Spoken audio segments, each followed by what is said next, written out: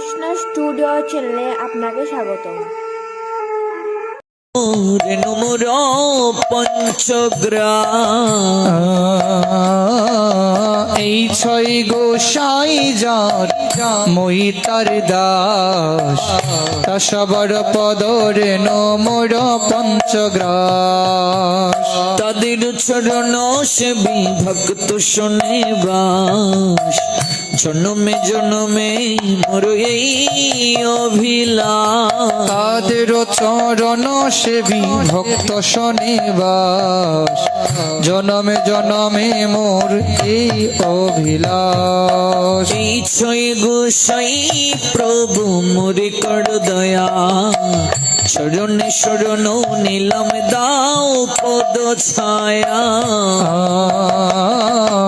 এই ছয় গোসাই প্রভু মোরে কর দয়া চরণে শরণ নীলাম দাও পদ ছায়া এই ছয় গোসাই যাবে ব্রজ কৈলাস রাধা কৃষ্ণ নিত্য লীলা করিল প্রকাশ এই ছয় গোসাই যাবে ব্রজ কৈলাস রাধা কৃষ্ণ নিত্য লীলা করিলা প্রকাশ নইলে কে বা জানিত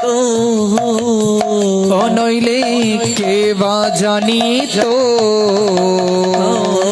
বৃন্দাবনের যুগল ভোজন কে বা জানিত বৃন্দাবনের যুগল ভজন কে বা জানিত বৃন্দাবনের যুগল ভোজন কে বা জানিত বৃন্দাবনের যুগল ভজন কে বা জানিত ছয় গোসাই না জানালে কে বা জানিত ছয় গোসাই না জানালে কে বা জানিত এই ছয় গোসাই যাবে ব্রজ কৈলাস রাধা কৃষ্ণ নিত্য লীলা করিলা প্রকাশ এই ছয় গোসাই যাবে ব্রজ কৈলাস রাধা কৃষ্ণ নিত্য লীলা করিলা প্রকাশ আনন্দে বল হরি ভজ বৃন্দাবন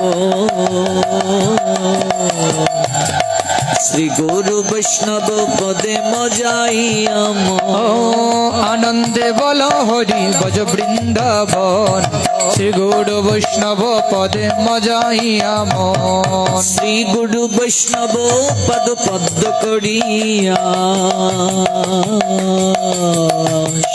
নাম সংকীর্তন কহে নরুত্তম দাস শ্রী গুরু বৈষ্ণব পদ পদ্ম করি আস নম সংকীর্তন কহে নরোত্তম দাস জয় শ্রীকৃষ্ণ চৈতন্য প্রভু নিত্যানন্দ শ্রী অদ্বৈত গদাধর শ্রীবাসাদি গৌর ভক্ত বৃন্দ শ্রীকৃষ্ণ চৈতন্য প্রভু নিত্যানন্দ শ্রী অদ্বৈত গদাধর শ্রীবাসাদি গৌর ভক্ত বৃন্দ হরে কৃষ্ণ কৃষ্ণ কৃষ্ণ হরে হরে হরে রাম রাম রাম হরে হরে হরে কৃষ্ণ কৃষ্ণ কৃষ্ণ হরে হরে হরে রাম রাম রাম সবাই হরে মিলে কীর্তন হরে করব হরে কৃষ্ণ কৃষ্ণ কৃষ্ণ হরে হরে হরে রাম রাম রাম হরে হরে হরে কৃষ্ণ হরে রাম রাম রাম হরে। ঠান্ডায় আপনাদের কণ্ঠ কি বসে গেল নাকি? হরে কৃষ্ণ কৃষ্ণ কৃষ্ণ হরে হরে হরে রাম রাম রাম হরে হরে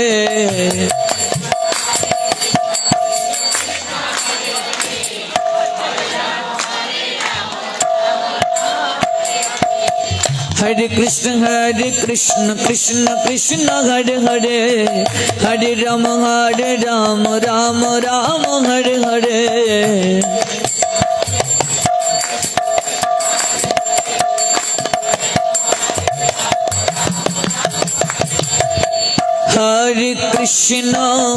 হরে কৃষ্ণ কৃষ্ণ কৃষ্ণ হরে হরে হরে রাম রাম রাম হরে হরে হরে কৃষ্ণ কৃষ্ণ কৃষ্ণ হরে হরে হরে রাম রাম রাম হরে हरे कृष्ण कृष्ण कृष्ण हरे हरे हरे राम राम हरे हरे हरे कृष्ण कृष्ण कृष्ण हरे हरे हरे राम राम राम हरे हरे हरे कृष्ण कृष्ण कृष्ण हरे हरे हरे राम राम राम हरे हरे हरे कृष्ण कृष्ण कृष्ण हरे हरे हरे राम राम राम हरे हरे हरे कृष्ण कृष्ण कृष्ण हरे हरे हरे राम राम राम हरे हरे हरे कृष्ण कृष्ण कृष्ण हरे हरे हरे राम राम राम हरे हरे जय राधे जय राधे जय राधे जय राधे जय राधे जय राधे जय राधे जय राधे निताई गौर हरि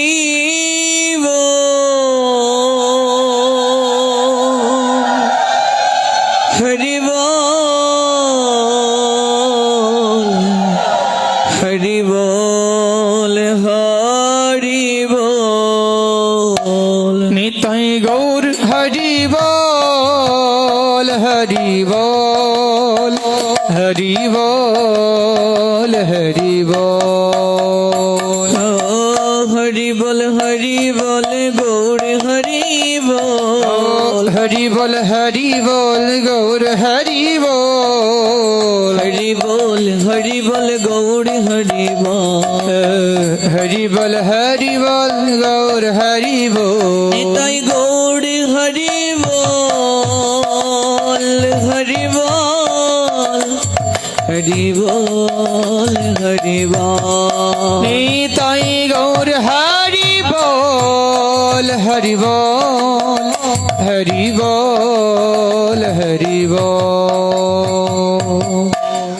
শচীসুত গৌর হরি নবদ্বীপে অবতরী করিলেন বিবিধ বিলাস সঙ্গে লইয়া প্রিয়গণ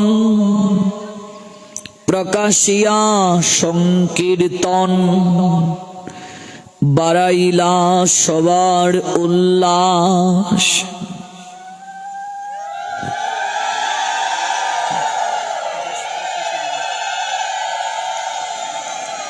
কিবা সে সন্ন্যাস বেশে ভ্রমি প্রভু দেশে দেশে নীলাচলে আসিয়া রহিল রাধিকার প্রেমে মাতি না জানি দিবারাতি সে প্রেমে জগৎ মাতাইল নিত্যানন্দ বলরাম অদ্বৈত গুণের ধাম গদাধর শ্রীবাসাদি যত দেখি সে অদ্ভুত রীতি কেহ না ধরয়ে ধৃতি প্রেমায় বিহবল অবিরত দেবের দুর্লভ রত্ন মিলাইল করি যত্ন কৃপার বালাই লইয়া মরি হইলা কলিযুগ ধন্য প্রভু আমার শ্রীকৃষ্ণ চৈতন্য, যশ গায় শ্রী দাস নরহরি। কলিযুগ পাবন অবতার শ্রীকৃষ্ণ চৈতন্য মহাপ্রভু, যার শিশু বিশেষ কৃপা স্নাত হয়ে মার্গশীর্ষ অগ্রহায়ণ মাসের এই মহেন্দ্রক্ষণে আমরা উপবেশন করেছি একটি বিশেষ তিথিকে আজ প্রতিপালন করার জন্য। শ্রী শ্রী হরিবাসর তিথি, তৎসঙ্গে ভগবানের হৃদয় সদৃশ ভগবানের পরম গুরু, ভগবানের পরম পদ, ভগবান যাকে আশ্রয় করে ত্রিজগৎ সংসারকে প্রতিপালন করেন, তার মুখনিঃসৃত বাণী শ্রীমদ্ ভগবত গীতার আজ আবির্ভাব তিথি। আজ শ্রী শ্রী গীতা জয়ন্তী। আমরা মধ্যাহ্নকালীন সময়ে 700 শ্লোকের মাধ্যমে গীতা চরণে প্রেমাঞ্জলি নিবেদন করেছি, প্রেম ভক্তি আহুতি প্রদান করেছি হোম যজ্ঞের মাধ্যমে। গৃহের মঙ্গলের জন্য, বিশ্ব শান্তি কল্পে এবং আয়োজনকারী ভক্তবৃন্দের পূর্বপুরুষের আত্মার পরাশান্তির আকিঞ্চনে এই দুটো বিশেষ তিথিকে পালন করার জন্য এই ঠান্ডাকে উপেক্ষা করে আপনারা যারা এসেছেন, গাজীপুর জেলা শ্রীপুর উপজেলা স্থিত কাউরাইদ এই যজ্ঞস্থলে, আপনাদের প্রত্যেকের রাতুল ও আতুল চরণে আমি অভাজন মূর্খ কীটাণুকীট সাধন ভজনহীন মাদ্রিশ জীবাধম আপনাদের চরণে বৈষ্ণব জ্ঞানে ভক্তিপূর্ণ প্রণাম নিবেদন করছি। জয় জয় সাধুগুরু বৈষ্ণবে প্রীতি প্রেমানন্দে হরি বল। জয় জয় শ্রী রাধে। সপ্তদিবস ব্যাপী আজ যজ্ঞের সমাপন এখানে হবে। এরপর আরো 3 দিন আপনাদের সঙ্গে সাক্ষাৎকারের সৌভাগ্য আছে আমাদের। সর্বজনীন নাম যজ্ঞের পূর্বে 3 দিন ব্যাপী অপ্রাকৃত অমল পুরাণ মহাপুরাণ শ্রীমৎ ভাগবতের আনুগত্যে অপ্রাকৃত কথামৃত আস্বাদনের সুযোগ রয়েছে আপনাদের এই গ্রামে। আসুন আমরা আজ হরিবাসর তিথি সম্বন্ধে কিছুটা জ্ঞাত হয়ে শ্রীমদ্ ভগবত গীতার আবির্ভাব লীলা আস্বাদন করতে প্রয়াসী হই। হরিবাসর ভগবানের অনেকগুলো নামের মাঝে একটি নাম হলো হরি। ভগবানের অনন্ত নাম, অনন্ত ভগবানের নাম আর অনন্ত মহিমা। দেবগণ এই মহিমা কীর্তন করে শেষ করতে পারেন না।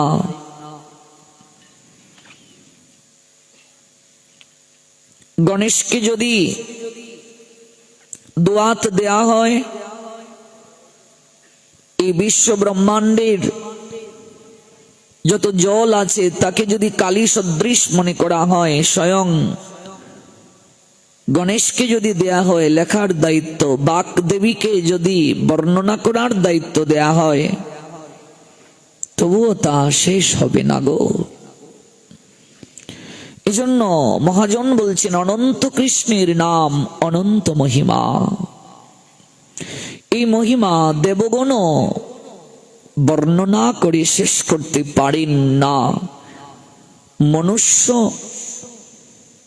তা কতটুকু করবে? গুরু বৈষ্ণব আশিসে যেটুকু চর্বিত চর্বণ হবে, আমরা তাও যদি কায় মনোবাক্যে গ্রহণ করি আর সাধন করি, আমাদের জীবন ধন্য হবে।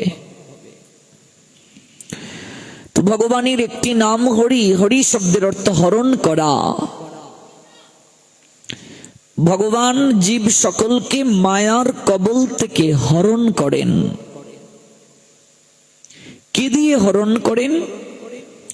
আকর্ষণ শক্তি দ্বারা ভগবান হরণ করেন। হরণ করেন বলে তার নাম হরি, আকর্ষণ করেন বলে। কৃষ্ণ শব্দের অর্থ, কৃষ্ণ হলেন সর্ব আকর্ষক। তো আকর্ষণ করো তো হরণ করে নিত্য ধামে নিয়ে গিয়ে রমণ করান। রমণ মানে আনন্দ, আনন্দ দান করেন। এই জন্য তার একটা নাম হলো রাম। রমণ করেন।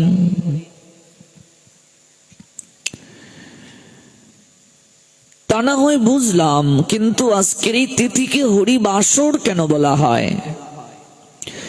বাসর শব্দের অনেকগুলো অর্থ রয়েছে। তন্মধ্যে একটা অর্থ হলো দিবস, আরেকটি অর্থ হলো মিলন।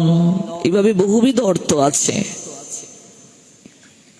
হরিবাসর অর্থাৎ আজকের এই দিনটা, আজকের এই রাতটা কেবল ভগবান হরির জন্য, আর কারো জন্য নয়।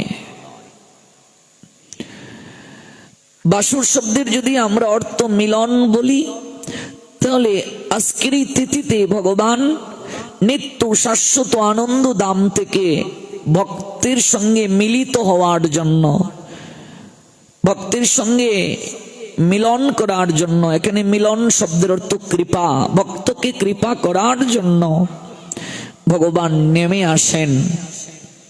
এই জন্য এই তিথির নাম হরিবাসর তিথি। তার আরেকটা নাম হলো একাদশী তিথি। এই তিথিকেই বলা হয় মাধব তিথি।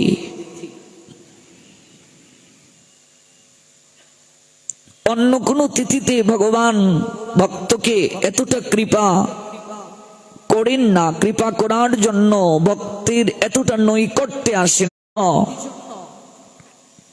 ভক্তি লাভের জন্য, প্রেম লাভের জন্য এই তিথির কোনো বিকল্প নাই। এই তিথিকে বলা হয় ভক্তি জননী। মাধব তিথির মুখ দূরে যায় সকল দুঃখ। কিছুদিনের জন্য মা যদি মামা বাড়ি যান, তো দেখবেন ঘর কি অগুছালো, লক্ষ্মী শূন্য গৃহ কেমন হয়? অগুছালো। চারিদিকে কাপড় চোপড় রাখা হয়েছে, ময়লা আবর্জনার স্তূপাকার হয়ে গেছে। দেখলেই মনে হবে গৃহ করতে হয়তো গৃহে নাই, লক্ষ্মী হারা গৃহ। তো মা বিহীন সন্তান যেমন এতিম। ছোটবেলা যদি কারো মা মরে যায়, তাহলে সেই সন্তানের যেমন দুঃখের শেষ থাকে না, সেই সন্তানকে মমতা দেয়ার, বাৎসল্য প্রেমাস্বাদন করানোর যেমন কেউ থাকে না, তার জীবনটা যেমন অগুছালু হয়ে যায়, এলোমেলো হয়ে যায়, সঠিক দিক নির্দেশনা দেয়ার যেমন কেউ থাকে না,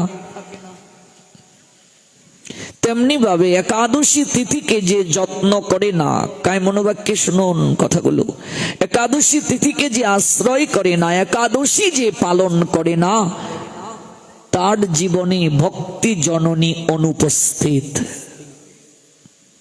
অর্থাৎ ভক্তির মা তার জীবনে নাই।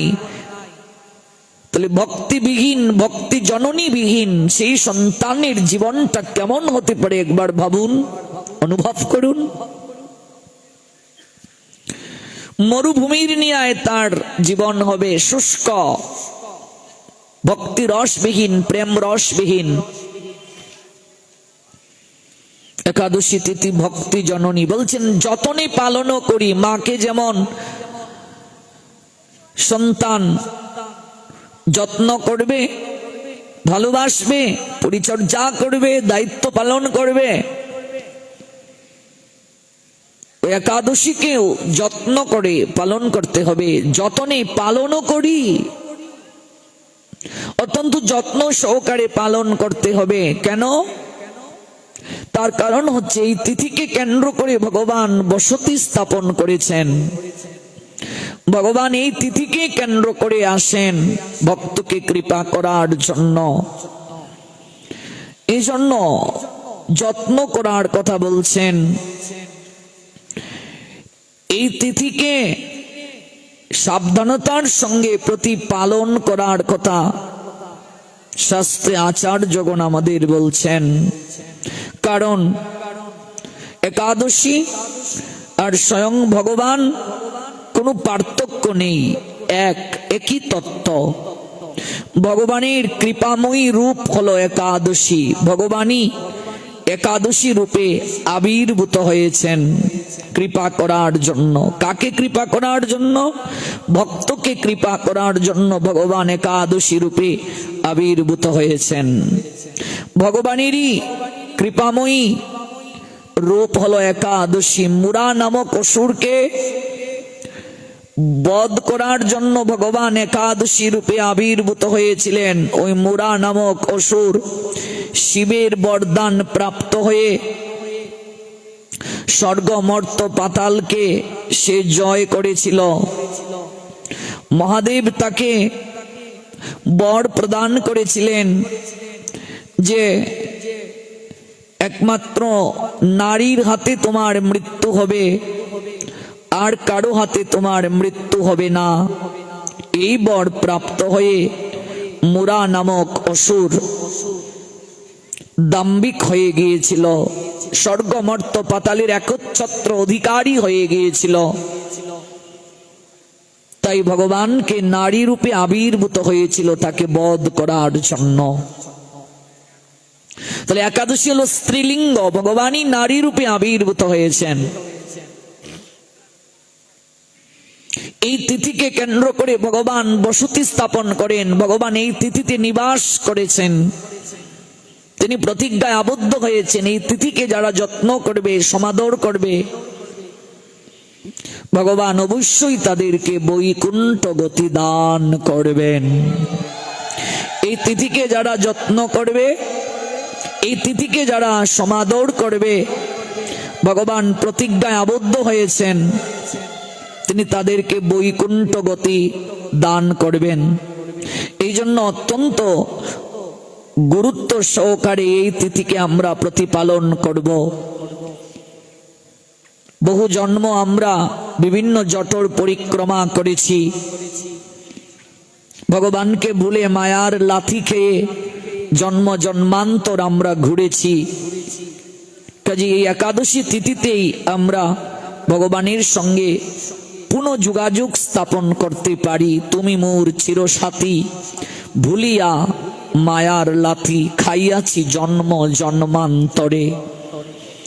আজি পুনঃ এ সুযোগ যদি হয় যোগাযোগ, তবে পারি তুহে মিলিবারে। এটাই সর্বোত্তম সুযোগ, একাদশী তিথি। এই তিথিতে আমরা আমাদের হারানো সম্পর্ককে পুনঃস্থাপন করতে পারি। ভগবান এই তিথিকে কেন্দ্র করে আসেন।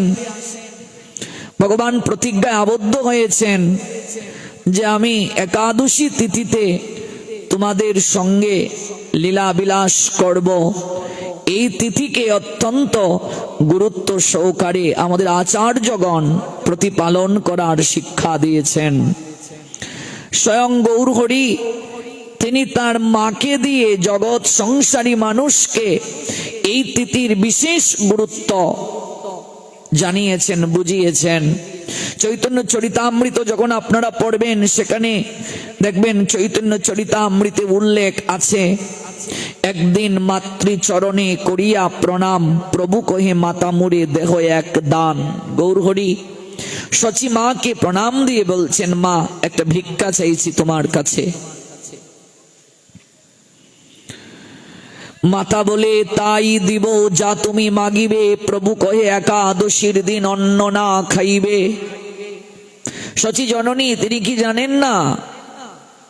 এত বড় পণ্ডিতের মেয়ে তিনি, নীলাম্বর চক্রবর্তীর মেয়ে, কিন্তু গৌরহরি দেখালেন, আমি আমার মাকেও ছাড় দিচ্ছি না। তোমরা যারা একাদশী করো না, অন্ন খাও এই দিন, তোমাদেরকে কি ছাড় দেব?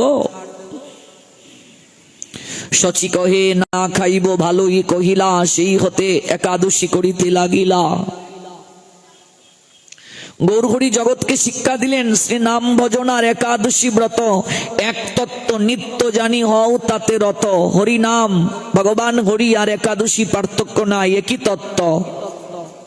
আপনি একাদশী পালন করছেন, আপনি ভগবানেরই সমীপে আছেন। আপনি নাম করছেন, ভগবানেরই সমীপে আছেন, কোনো পার্থক্য নাই। আমরা কলিহত জীব, সত্য ত্রেতা দাপরের মতো এত কঠিন ভজন আমরা করতে পারবো না। এজন্য সকল ব্রতের কৃপা, একটা ব্রতের মাঝে কলিহত জীবকে গৌরহরি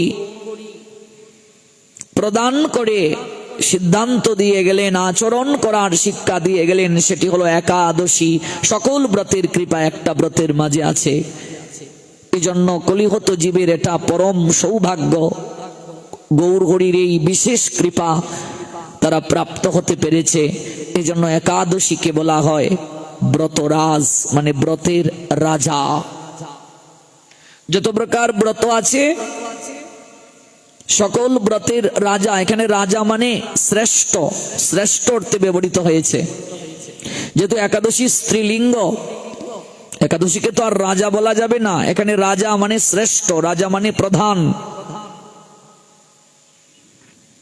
একাদশী হলো ব্রতের রাজা, মানে সকল ব্রতের শ্রেষ্ঠ। শ্রেষ্ঠ কৃপা প্রাপ্ত হওয়া যায় এই ব্রতের দ্বারা। আপনি যত প্রকার ব্রত করবেন, সেই সকল ব্রত থেকে আপনার পুণ্য অর্জন হবে। দেবদেবীর ব্রত করছেন, পুণ্য হবে। কিন্তু একাদশী থেকে শুধু পুণ্য নয়, আপনার সুকৃতিও হবে। সুকৃতির প্রভাবে মনুষ্যকুলে জন্ম হয়, সুকৃতির প্রভাবে আসা যাওয়া বারণ হয়, সুকৃতির প্রভাবে কৃষ্ণ প্রেম ভক্তি লাভ হয়। এটা একাদশী ব্যতীত আপনি আর কোনো ব্রতে পাবেন না। সেই ব্রত কাত্যায়ন স্মৃতি বলছেন 8 বছর বয়স থেকে শুরু করতে হবে।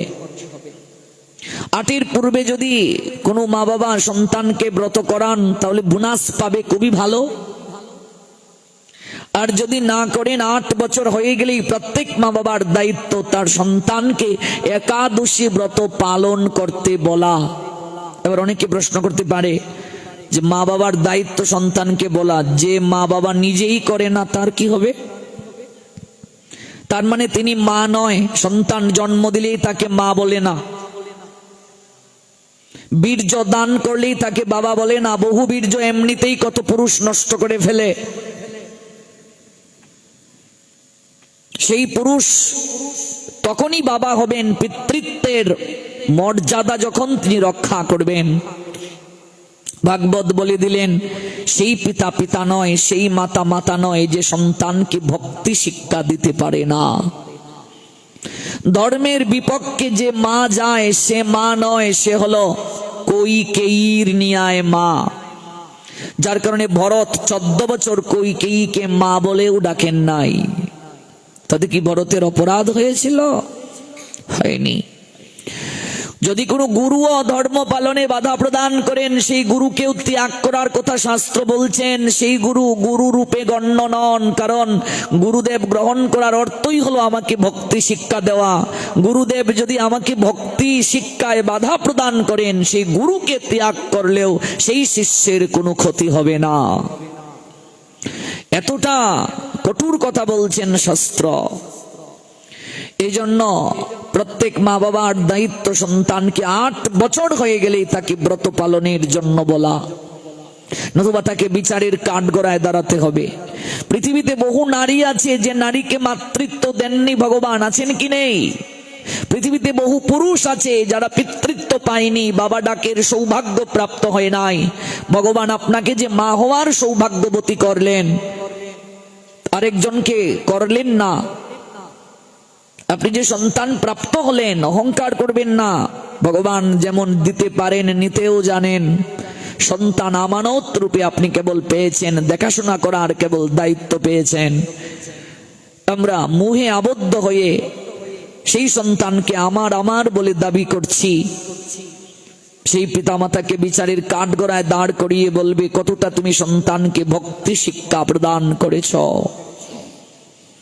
সন্তান গ্রহণের উদ্দেশ্য কি? কৃষ্ণ সেবায় তারা সহায়তা করবে, এই জন্য সন্তান গ্রহণের উদ্দেশ্য।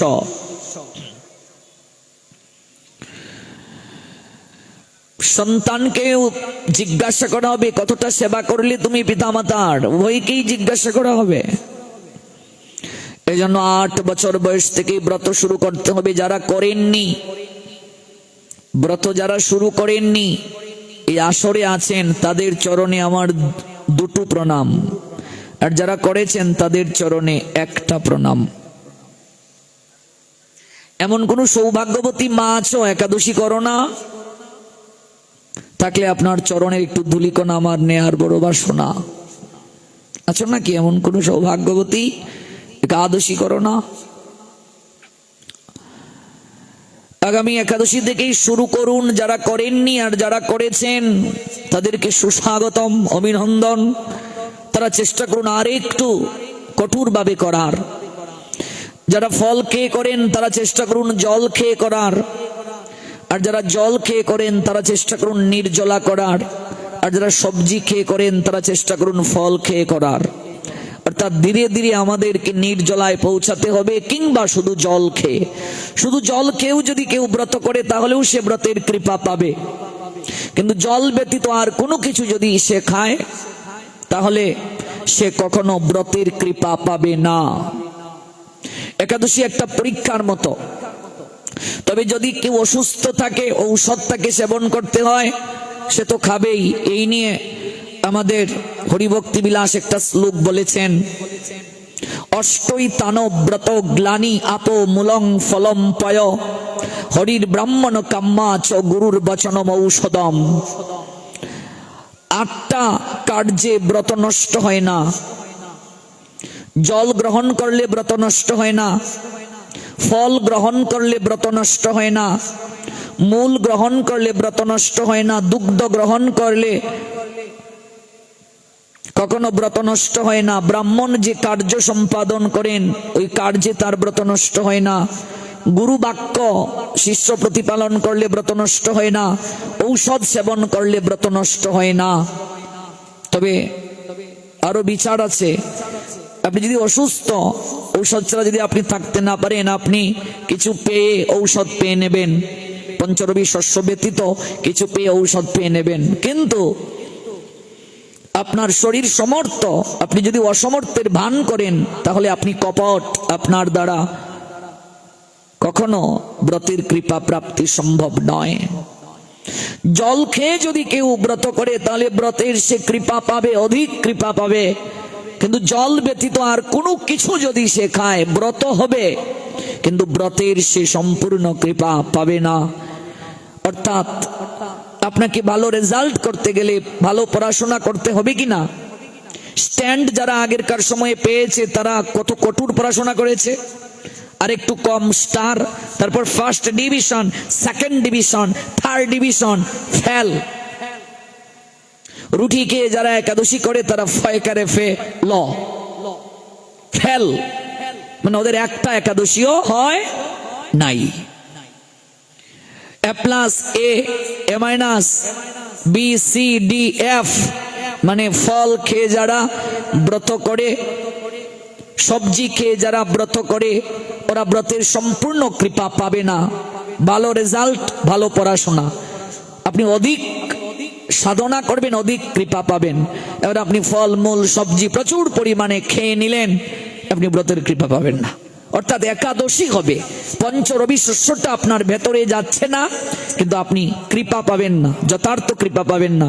অর্থাৎ আপনি পাস করেছেন 3rd ডিভিশন, চাকরির পরীক্ষায় অ্যাটেন্ড করতে পারবেন না।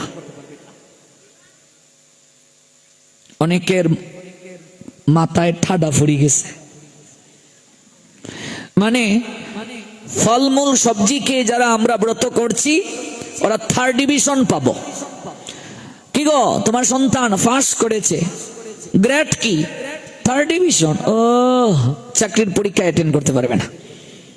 বুঝলে, ভালো রেজাল্ট করতে গেলে পড়াশোনা ভালো করে করতে হবে। এবার এই যে অনুকল্প রূপে প্রসাদ পাওয়া যাবে, এটারও বিধান আছে। অনুকল্প ফলমূল যারা খাবে, আমি একটা সংহিতায় সেদিন দেখলাম, ফলমূল যারা খাবে, যাজ্ঞবল্ক্য সংহিতায় আছে, যারা ফলমূল খাবে তারা একবার শুধু ফল খেতে পারবে। বারবার যদি ফল খায় সে ব্রত হবে না, ব্রত নষ্ট হয়ে যাবে। এক বেলা ফল খেতে পারবে, মানে একবার কেবল সে আহার করতে পারবে। এবার এখন একটা ফল, আরেকটু পর একটা কমলা, এরপর আরেকটা ডালিম, একটু পরে পরেই খাচ্ছি, পেট পুরে খাচ্ছি, তারপর বাদামের বুনা খাচ্ছি, সবজি খাচ্ছি, এমনিতে পেট পর্যন্ত, একাদশীর দিন গলা পর্যন্ত। আপনি অসুস্থ হলে আলাদা, এই তো মহাভারত বলেই দিয়েছে শ্লোক, যেটা হরিভক্তি বিলাসে লিপিবদ্ধ হলো। আপনি অসুস্থ, আপনার কথা আলাদা, কিন্তু আপনি সুস্থ থাকার পর যদি এই কার্যগুলো করেন, আপনি ব্রত থেকে বঞ্চিত হবেন, ব্রতের সম্পূর্ণ কৃপা আপনি পাবেন না। আজকাল মঠ মন্দিরগুলোতেও একাদশীর যেভাবে প্রসাদ হয়, 3 বেলা প্রসাদ, ওরে বাপরে, এমনিতে পেট পর্যন্ত, একাদশীর দিন গলা পর্যন্ত, মুখের রুচিরও একটু পরিবর্তন হলো। কত প্রকার আইটেম যে রান্না হয়, আজকাল আবার ইউটিউবেও শেখানো হয় একাদশীর প্রসাদ কি করে রান্না করতে হয়। আমাদের চ্যানেলে দেখুন, সাবস্ক্রাইব করে পাশে থাকুন, অভাব নাই। খেয়ে দিয়ে আবার ব্রত হয় কি করে? ও মা, ব্রত কি আবার খেয়ে হয়? খেয়ে দিয়ে ব্রত কি করে হয়? ব্রত শব্দের অর্থই তো তপস্যা, তো খেলে আবার তপস্যা হয় কি করে? এবার আমি খেলাম না, কিন্তু ভগবানকে স্মরণ মনন করলাম না, সিরিয়াল দেখে দেখে কাটালাম সময়, তাহলেও ব্রত হবে না। না খেয়ে থাকলেও ব্রত হবে না। যে আমি খাবার দাবার কিছুই খেলাম না, সারাদিন ঘুমালাম আর চ্যাট করলাম আমার গার্লফ্রেন্ডের সাথে। এবার একজন আমার পার্সনে বলছিল, প্রভু আমরা তো ধর্মীয় কথা চ্যাট করি, তাহলে কি হবে? না, তাহলেও হবে না। আপনি ধর্মীয় কথা চ্যাট করে সুরসুরি পাচ্ছেন, আনন্দ পাচ্ছেন, আপনার ইন্দ্রিয় একটা আনন্দ গ্রহণ করছে, এটাকেও কাম চরিতার্থ বলে। আমি শীতের সময় উঠতে পারছি না, কম্বলটাকে ভালো করে জড়িয়ে ধরছি, ওই কম্বলটা আমাকে সুখ দিচ্ছে, এটাকেই কাম বলে। কাম মানে শুধু সেক্স নয়, অর্থাৎ সে আমাকে সুখ বিধান করছে, হবে না। উপবাস, উপ মানে নিকটে, বাস মানে অবস্থান করা, না খেয়ে ভগবানের নিকটে অবস্থান করা। তাহলে ভগবানের নিকটে কি করে অবস্থান করব? ভগবানের কথার দ্বারা, ভগবানের নামের দ্বারা। ভগবানের কথা যেখানে আলোচনা হবে, নাম যেখানে কীর্তন হবে, ভগবানকেই সেখানে পাওয়া যাবে। ভগবানের কথার দ্বারা, ভগবানের নামের দ্বারা তার সঙ্গে সতত যুক্ত থাকা। কাজে ধীরে ধীরে আমাদেরকে অভ্যাস করতে হবে। আমরা তো একদিনে পারবো না। যাদের বয়স হয়ে গেছে, এখানে আমার পিতৃতুল্য যারা, তারা ইচ্ছে করলে পারবেন না। কাজেই তাদের তো বয়স হয়ে গেছে, কিন্তু আমরা যারা তরুণ আছি, তরুণী, যুবক যুবতী আছি, আমরা চেষ্টা করতে পারি। এজন্য ধীরে ধীরে চেষ্টা করব আমরা। শুধু জল খেয়ে করুন ব্রত, তাহলে ভালো। পারছেন না জল পান, আর এই ঠান্ডার সময়ে জল না খেলেও হয়। শুধু জল কেউ যদি ব্রত করেন তাহলে অনেক উপকার হবে। দেখুন, উপবাসকে বিজ্ঞান বলছে ফাস্টিং, মেডিকেল সায়েন্সের ভাষা। ফাস্টিং মানে উপবাস। এই ফাস্টিং করলে শরীর খুব ভালো থাকে। এই যে আমরা প্রতিদিন খাবার দিচ্ছি ভেতরে, প্রত্যেকদিন তো আমরা খাবার দিচ্ছি কি না? তাহলে এই যে প্রত্যেকদিন আমরা খাবার দিচ্ছি, মল আকারে অপ্রয়োজনীয় অংশটা তো বের হয়ে আসে, আর পুষ্টি গুণ যা করবে সেটি রক্তের মাধ্যমে ছড়িয়ে যায় আমাদের শরীরে।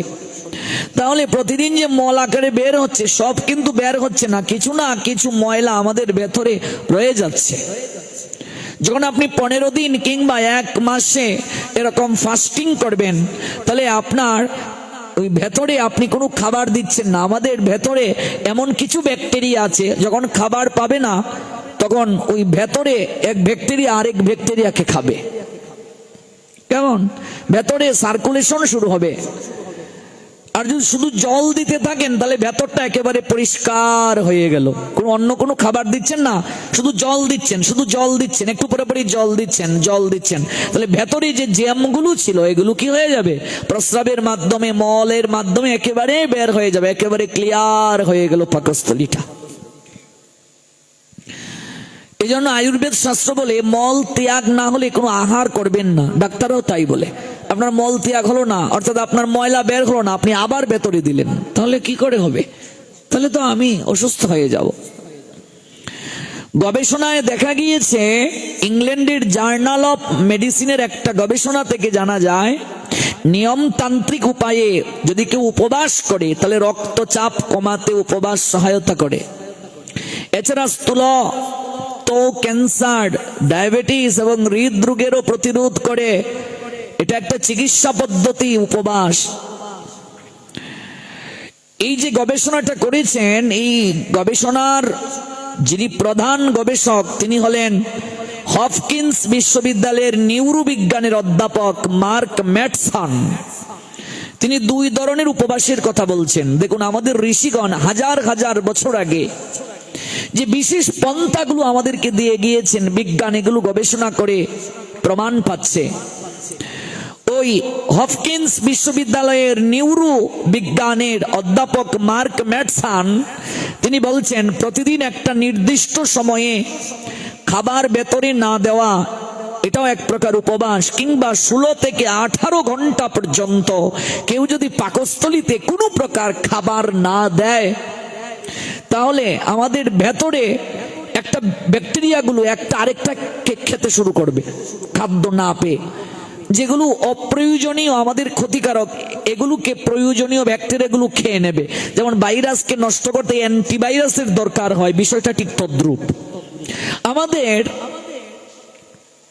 আয়ুর্বেদ শাস্ত্র বলছে, আপনি যদি 24 ঘন্টা প্লাস পাকস্থলীতে কোনো খাবার না দেন, তাহলে আপনার নাভিমূলে 100 তাপমাত্রা উৎপন্ন হবে। আপনি আপনার শরীরে 1000 তাপমাত্রা রিজার্ভ করতে পারবেন, যা আপনি 1 মাস মাছ মাংস খেলেও এই 1000 তাপমাত্রা রিজার্ভ করতে পারবেন না। খেলেই তো হবে না, হজম করতে হবে।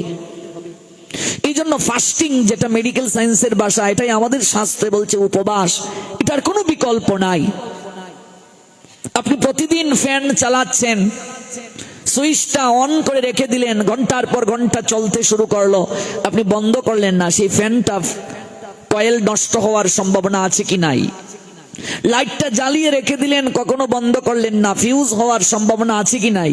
আপনি রেগুলার খাবার দিচ্ছেন, খাবার দিচ্ছেন, খাবার দিচ্ছেন, এই পাকস্থলী পরিপাক তন্ত্রে পরিপাক হচ্ছে, ওর তো একটা রেস্ট দরকার। তাই মাঝে মাঝে ডাক্তাররা বলে পাকস্থলীতে খাবার দিও না, তাহলে তোমার এই পাকস্থলীটা অ্যাক্টিভ হয়ে যাবে। উপবাস যদি ঠিকভাবে কেউ করে তাহলে তার অক্সিডেটিভ স্ট্রেস হ্রাস পায়। ফ্রি রেডিক্যাল এবং অ্যান্টি অক্সিডেন্টগুলোর মধ্যে ভারসাম্যহীনতার কারণে আমাদের শরীরে যে প্রভূত ক্ষতি হয়, সবসময় কেমন যেন একটা ক্লান্তির ঘুর লেগে থাকে। স্ট্রেস আমাদের শরীরের কোষের ক্ষতি করে, দীর্ঘস্থায়ী রোগের ঝুঁকি বাড়ায়। আপনি যদি ঠিকভাবে উপবাস করেন, শরীরে অ্যান্টি অক্সিডেন্টের মাত্রা বৃদ্ধি পায়, যা অক্সিডেটিভ স্ট্রেসকে কমাতে সাহায্য করে। পরিকল্পিত উপবাস আমাদের শরীরে মেদ ঝরাতে অত্যন্ত কার্যকরী। যাদের মেদ হয়ে গেছে, ভুঁড়ি হয়ে গেছে, চর্বি প্রচুর হয়ে গেছে, ওদের জন্য এই উপবাসটা খুবই গুরুত্বপূর্ণ। এছাড়া শরীরে শর্করার মাত্রাকে সঠিক রাখতে উপবাসের কোনো বিকল্প নাই। উপবাস স্বাস্থ্যকে নানাভাবে উপকার সাধিত করে। উপবাস সিরিঅ্যাক্টিভ প্রোটিন, সিআরপি এবং IL-6 মানে ইন্টারলিকুইন 6 এর মতো প্রদাহজনক মার্কারের মাত্রাকে হ্রাস করে আমাদের শরীরের প্রদাহ কমাতে সাহায্য করে। দীর্ঘস্থায়ী প্রদাহ আমাদের হৃদরোগ, ক্যান্সার এবং বিশেষ করে অ্যালজাইমার্সের মতো রোগ সহ বেশ কয়েকটা স্বাস্থ্য সমস্যার সঙ্গে যুক্ত থাকে। আপনি সপ্তাহে কিংবা 15 দিনে কিংবা মাসে যদি একদিন হলে উপবাস করেন, মেডিকেল সায়েন্স বলছে আপনার মানসিক শক্তি বৃদ্ধি প্রাপ্ত হয়ে যাবে, মন স্থির হয়ে যাবে। মনোরোগ বিশেষজ্ঞ যারা তারা বলেন মনোযোগ বৃদ্ধি পায়, স্মৃতিশক্তি বৃদ্ধি পায়। উপবাস শরীরে কিছু প্রোটিনের মাত্রাকে বৃদ্ধি করে। গবেষণায় দেখা গিয়েছে স্নায়ু কোষের বৃদ্ধিতে উপবাসের কোনো বিকল্প নাই, যা সময়ের সাথে সাথে মস্তিষ্কের কার্যকারিতা এবং উন্নতি সাধন করতে উপবাস একটা বিশেষ ভূমিকা পালন করে। কাজে উপবাস শুধু একটা সাধনা নয়, এটা একটা ট্রিটমেন্ট। মেডিকেল সায়েন্সের ভাষায় এটা একটা চিকিৎসা পদ্ধতি। গৌর প্রেমানন্দে। আমাদের আর্য ঋষিগণ এই সিদ্ধান্ত আমাদেরকে প্রদান করেছেন। এবার কিছু লোক আছে এরকম বলবে, আত্মাকে কষ্ট দিয়ে কি ধর্ম হয়? আত্মায় যা টানে তাই খাও, অথচ আত্মায় কিছু খায় না। আমরা প্রতিদিন যে খাবার গ্রহণ করছি এগুলো আত্মার খাবার না, আত্মা এগুলো খায় না। আত্মার আহার কেবলমাত্র কৃষ্ণ নাম, কৃষ্ণ কথা। আপনি জপমালা নিয়ে 1 মালা হলেই জপ করুন, 2 মালা জপ করুন। 2 মালা জপ করতে 15 মিনিট সময় লাগে। জপমালা আমাদের কাছে আছে, শোধন করে দিয়ে যাব। আজকের এই বিশেষ যে তিথি, এই তিথিতে যদি নেন অধিক কৃপা পাবেন। স্মরণ থাকবে আপনার যে আজকে একাদশী তিথি, মুখ্যদা একাদশী, যে তিথি পালন করলে আপনার মুখ্য গতি প্রাপ্তি হয়। আজকে গীতা আবির্ভূত হয়েছেন, বিশেষ তিথিতে জপমালাটা নিন। তুলসীমালা যাদের নাই গ্রহণ করুন। আগে ঘুম থেকে উঠে আত্মার আহারটা দিন। 2 মালা হরিনাম করতে মাত্র 15 মিনিট সময় লাগবে। আগে 15 মিনিট হরিনাম করুন, তারপর আপনি আপনার আহারটা দিন। আমরা অনেকেই ঘুম থেকে উঠে পেটায় নমঃ, পেটায় নমঃ মানে কি? পেটের পূজা নিয়ে ব্যস্ত। অনেকে আবার ব্যক্তি মানে বিছানায় বসে বসে চা না খেলে হয় না। বর্তমান যে প্রযুক্তির উন্নয়ন চলছে, মানুষ ভাবে যদি কেউ চিবিয়ে দিয়ে দিত আর আমরা শুধু গিলতে পারতাম তাহলে ভালো ছিল। চিবিয়ে যদি কেউ দিয়ে দিত। আমরা গঙ্গাসাগর গেলাম মেলায়, ভারতের পশ্চিমবঙ্গ রাজ্য, দক্ষিণ 24 পরগনা। সেখানে দেখলাম আরতি করছে রোবটের নিয়ায় একটা যন্ত্র, কেউ নাই। ভাবলাম তো খুব আরতি চলছে, হ্যাঁ, শব্দ শুনে মন্দিরে গেলাম, দেখলাম কেউ নাই, একটা মেশিন চালনা করা আছে। ওই মেশিনেই কাশি বাজছে, ঘন্টা বাজছে, সব বাজছে মেশিনে। আমি বললাম বাহ, কি যুগ এলো। রোবট দিয়ে সকল কিছু মানুষ করার চেষ্টা করছে, যার কারণে দিন থেকে দিন মানুষ অলস হয়ে যাচ্ছে। আমরা ঘর থেকে বের হলেই রিক্সা ছাড়া আমরা চলতে পারি না। কিন্তু প্রতিদিন অন্তত 1 ঘন্টাও তো হাঁটা উচিত, নইলে আপনি পারবেন না, বাঁচতে পারবেন না। আপনি অবাক হবেন, মেডিকেল সায়েন্স বলছে আপনি 15 মিনিট হাঁটলে আপনার শরীরে যতটা উপকার হবে, একবার যদি আপনি হাসেন, সেই হাসি দ্বারা আপনি 15 মিনিট হাঁটার সম শক্তি লাভ করবেন। হাসাটাও এক প্রকার প্রাণায়াম। আমাদের শাস্ত্র বলছেন হাসির দ্বারা কঠিন কঠিন রোগ ভালো হয়ে যায়। এজন্য দেখবেন বন্দনাটে প্রথমেই গাওয়া হয়, আনন্দে বলো হরি ভজ বৃন্দাবন। আপনি ভাগবত পাঠে আসবেন আনন্দে, দেখবে কিছু লোক আছে ওদের স্বভাবটাই এমন, মুখটা এমন রাখবে। কি গো মা, রিয়ার মা, এখানে রিয়ার মা থাকলে কেউ ক্ষমা করিল, তোমার ফুরির নাম আইছে এলাম। এমন ভাবে থাকে মুখটা, মনে হয় হাসলে তাদের বাপের সম্পত্তি কেউ লইয়া যাইব গা। তারপরে এমন লোক আছে দেখবে এরকম, বাবা মন খারাপ, মানে হাসে না। আচ্ছা, হাসলে কি টাকা লাগে? কেউ যখন আপনার সঙ্গে কথা বলবে, আপনি হেসে হেসে কথা বলবেন। আপনার বর ঝগড়া লেগেছে, আপনি হাসবেন, দেখবে ওর রাগ থাকবে না। গৌর প্রেমানন্দে রাগ শেষ হয়ে যাবে। কেমন শিশুপাল গোবিন্দকে গালি দিচ্ছে, তুই একটা চুর। গোবিন্দ হাসেন, বলছে চুরি করেছি তো চুর বলবি। বলছে তুই ননি চুরি করছস, মাখন চুরি করছস, গোপীদের বসন চুরি করছস, কি গাল মন্দ। গোবিন্দ শুধু হাসেন, বলছে ভাই আমাকে সব চোর উপাধি দিলে, আসল চোর আমি এটা তো বললে না। আমি এই চুরিগুলো তো করেছি, জগৎজীব জানে, কিন্তু আমি আরেকটা চুরি করি, এটা সবাই জানে না, এই জন্য তুই বলিসনি। আমি হলাম মন চোর, ভক্তের মনটাকে চুরি করি। আমি হৃদয় হরণ, আমার একটা নাম, আমি হৃদয়কে হরণ করি। একের পর এক শুরু করলেন গালমন্দ। গোবিন্দ কেবল হাসছেন, যত হাসছে শিশুপালের রাগ আরো বাড়ছে। কথা দিয়েছিলেন 100-র উপরে অপরাধ ক্ষমা করবেন না। যখন অপরাধের মাত্রা বেড়ে গেল তখনই সুদর্শন চক্র এনে মুন্ডুটাকে ছেদন করে দিলেন।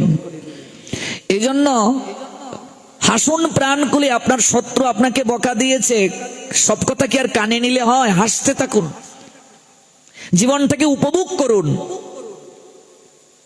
কিন্তু বাস্তবে ব্যতিক্রম। কেউ যদি আমাকে বাবা তুলে গালি দেয়, আমি তার দাদা 14 গোষ্ঠী তুলে গালি দেওয়ার আগ পর্যন্ত আমি শান্তি পাবো না, শান্তি পাবোই না। আচ্ছা, কেউ আমাকে বলছে এই ছাগলের বাচ্চা, এবার আমি যদি উত্তরটা দেই তাহলে বুঝতে হবে এটা আমার গালিটা লেগেছে। যদি আমি না দেই তার মানে এটা আমার লাগেনি, গালি আমাকে অ্যাটেক্ট করতে পারিনি। কথা বুঝতে পারেননি? আমি উত্তর দিলেই তো এটা আমাকে লেগেছে এই জন্য, আর যদি আমি না বলি তার মানে তো সে বলেছে, তার মুখেই রইলো, আমি গ্রহণ করলাম না। কিন্তু দেখবে আঁচলটা এরকম বলে, হ্যাঁ শিউলির মা সাহস কত বড়, হ্যাঁ এইরকম দেখবে কিছু। এই যে ব্রাহ্মণবাড়িয়ায় কদিন পরপরই দেখেন না নিউজ হয়, এবার মারামারি নয়, ওরা কি করলো, এক পক্ষ মাইক আর সাউন্ড বক্স ওই পক্ষের দিকে দিল, আর ওই পক্ষ মাইক সাউন্ড বক্স ওই পক্ষের দিকে দিল। এবার লাগা খেলা, কে কত বেশি সাউন্ড দিতে পারে। এই পক্ষ সব সাউন্ড এইদিকে, ওই পক্ষের সব সাউন্ড এইদিকে, আর চলছে। বাহ, খুব সুন্দর না ঝগড়াটা? এটা ভালো। কেমন?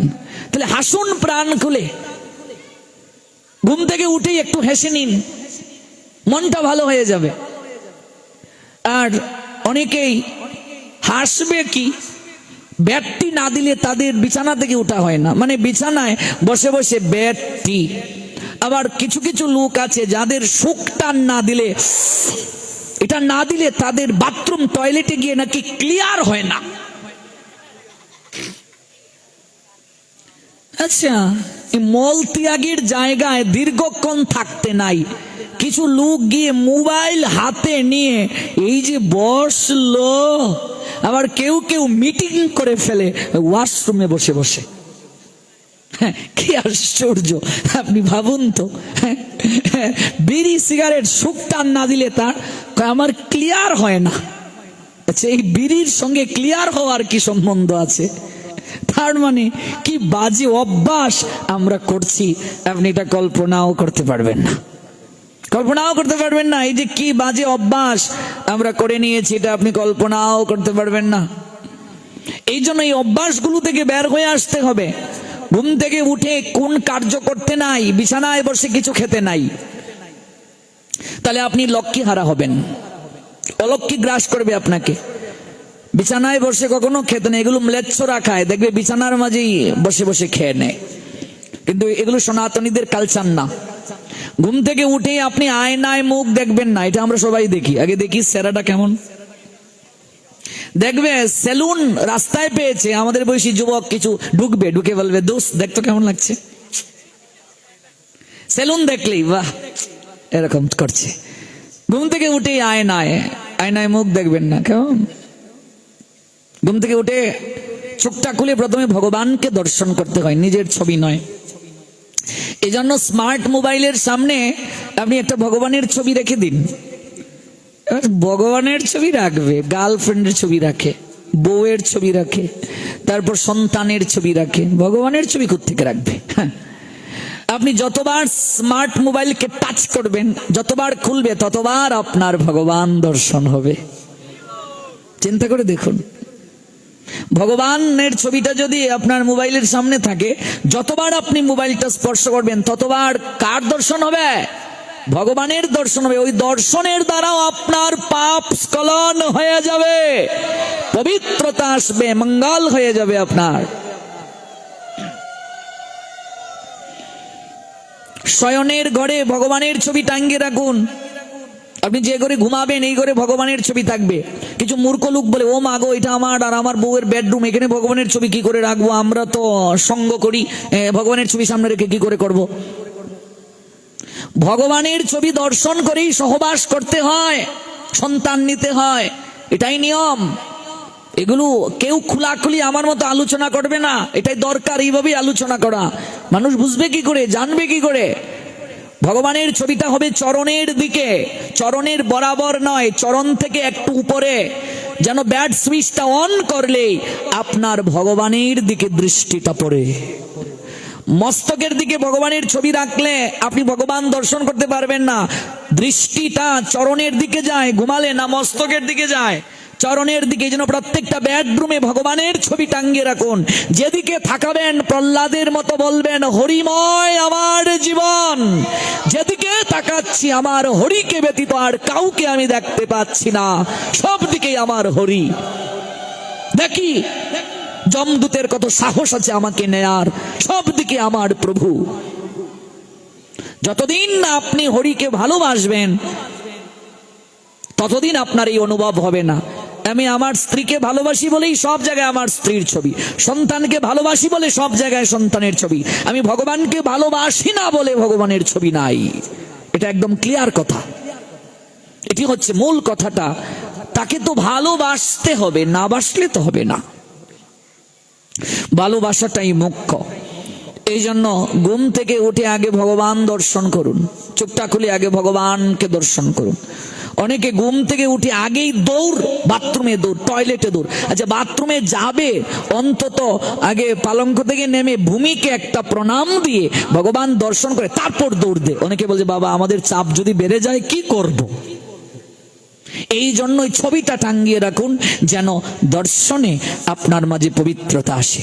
প্রেমময়ী শ্রীমতী রাধারানী এই শিক্ষাটা আমাদেরকে দিলেন, আমি এটা বানিয়ে বানিয়ে বলি নাই। গোলক বৃন্দাবনে শ্রী গোবিন্দ প্রেমময়ী শ্রীমতী রাধারানীর নিকটে প্রার্থনা করছে, নগরাই ধ্বনি, আমি লীলার জন্য ওই ভৌম বৃন্দাবনে যাব, আমি ধরণীতে আবির্ভূত হব, ওই লীলায় পুষ্টি সাধন করার জন্য তোমাকেও যেতে হবে।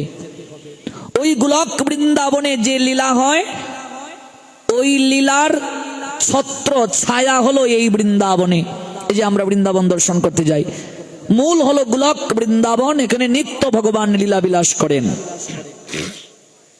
প্রেমময়ী তখন বললেন, প্রাণনাথ, আমি ধরণীতে তোমার সঙ্গে লীলায় পুষ্টি সাধন করার জন্য যাব, কিন্তু যদি বৃন্দাবন না থাকে, রাধাকুণ্ড শ্যামকুণ্ড না থাকে, গোবর্ধন না থাকে, তাহলে আমি যেতে পারবো না। আমি যদি যাই তাহলে তোমাকে যমুনা স্থাপন করতে হবে, বৃন্দাবন সাজাতে হবে, তোমাকে শ্যামকুণ্ড রাধাকুণ্ড ওই জায়গায় স্থাপন করতে হবে, নতুবা আমি যাব না। তাই গোবিন্দ নিত্য শাশ্বত গোলক বৃন্দাবন থেকে সকল কিছু এই ভূমণ্ডলে স্থাপন করলেন। প্রেমময়ী করজুরে গোবিন্দকে বলছেন, গোবিন্দ, হে প্রাণনাথ, আমার আরেকটা নিবেদন আছে। নিবেদনটা হলো, আমি যাব, তবে আমি অন্ধ হয়ে জগতে যাব। গোবিন্দ বললেন, এ তোমার কেমন শর্ত? বলছে, আমি একেবারে সবসময় অন্ধ থাকবো না প্রাণনাথ, আমি অন্ধ হয়ে যাব। তুমি যেদিন তোমার কর স্পর্শ করবে আমার দুটো নয়নে, আমি চোখটা খুলে সর্বপ্রথম আমি তোমায় দর্শন করব।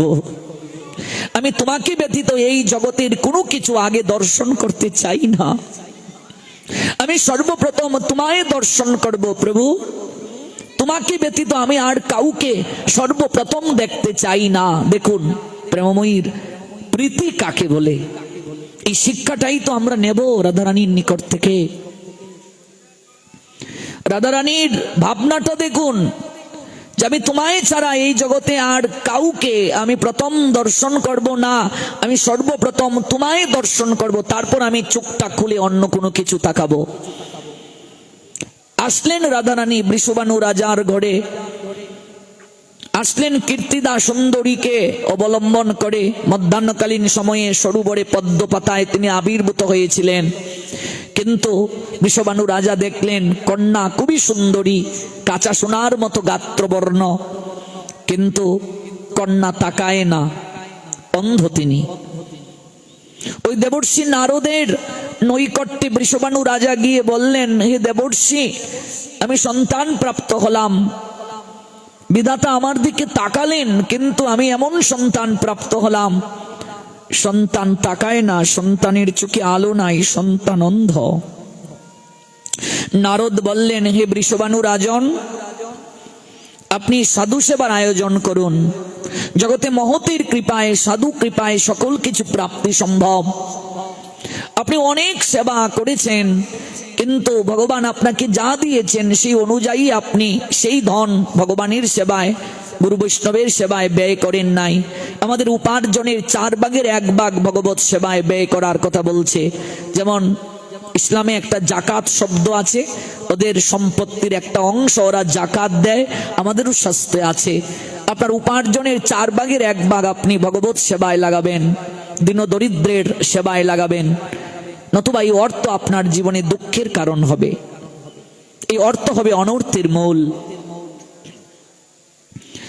আপনি সবাইকে নিমন্ত্রণ দেবেন, হে রাজন, আপনি নন্দ মহারাজ আর নন্দ মহারানীকেও নিমন্ত্রণটা দেবেন। বৃষভানু রাজাকে বললেন, সাধুকে নিমন্ত্রণ করতে গিয়ে আপনি রাজ বসন পরিধান করে যাবেন না, সাধুর নিকটে যেতে গেলে সাধুর বেশ ধারণ করে যেতে হবে, আর তাদেরকে পালকি পাঠাতে হবে, সম্মানের সঙ্গে আনয়ন করতে হবে, ভোজন করিয়ে দক্ষিণাদি বস্ত্র আদি দিতে হবে। আর আপনি সেখানে কাঙ্গালির নিয়ে তাদের সেবা করবেন। গলবস্ত্র কৃতাঞ্জলি বৈষ্ণব নিকটে, দন্তে তৃণ করি দাঁড়াইব নিষ্কপটে, কাঁদিয়া কাঁদিয়া জানাইব দুঃখ গ্রাম, সংসার অনল হইতে কবে মাগিব বিশ্রাম, শুনিয়া আমারও দুঃখ বৈষ্ণব ঠাকুর, আমা লাগি কৃষ্ণে আবে দিবেন প্রচুর। বৃষভানু রাজা তাই করলেন। সবাই এলেন, নন্দ মহারাজও এলেন, আর নন্দ মহারানী যশোদার কোলে করে এলেন গোপাল। কীর্তিদাকে বলছেন, যশোদা, রে কীর্তিদা, কি ফুটফুটে, কত সুন্দরী তোর মেয়ে হয়েছে রে, একবার আমার কুলে দে। ওই গোপালকে ডান কুল থেকে নামিয়ে যখন বাম কুলে রাধারানীকে নিলেন, তখন গোপালের বড় অভিমান হলো। দেখবেন বাচ্চাকে কুল থেকে নামিয়ে তার মা যদি অন্য কোনো বাচ্চাকে কুলে নেয়, তার অভিমান হয় কিনা।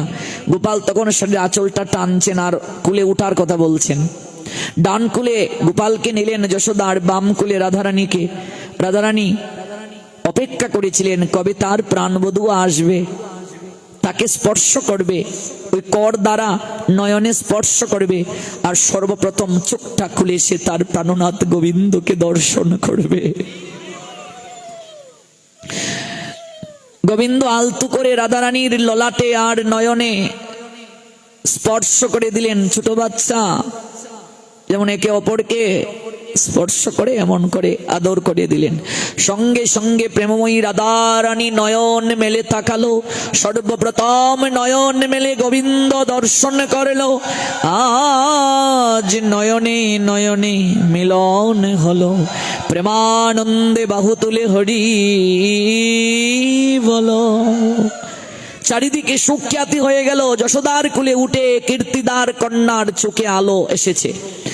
দেখুন, গোবিন্দ তার ভক্তের মানকে জগতে বাড়িয়ে দেয়, ভক্তের সম্মানকে জগতে বাড়িয়ে দেয়। এই জন্য আমাদের চোখটা খুলে প্রথম ভগবান দর্শন করতে হবে। রাধারানী হলো প্রেমের শিক্ষিকা।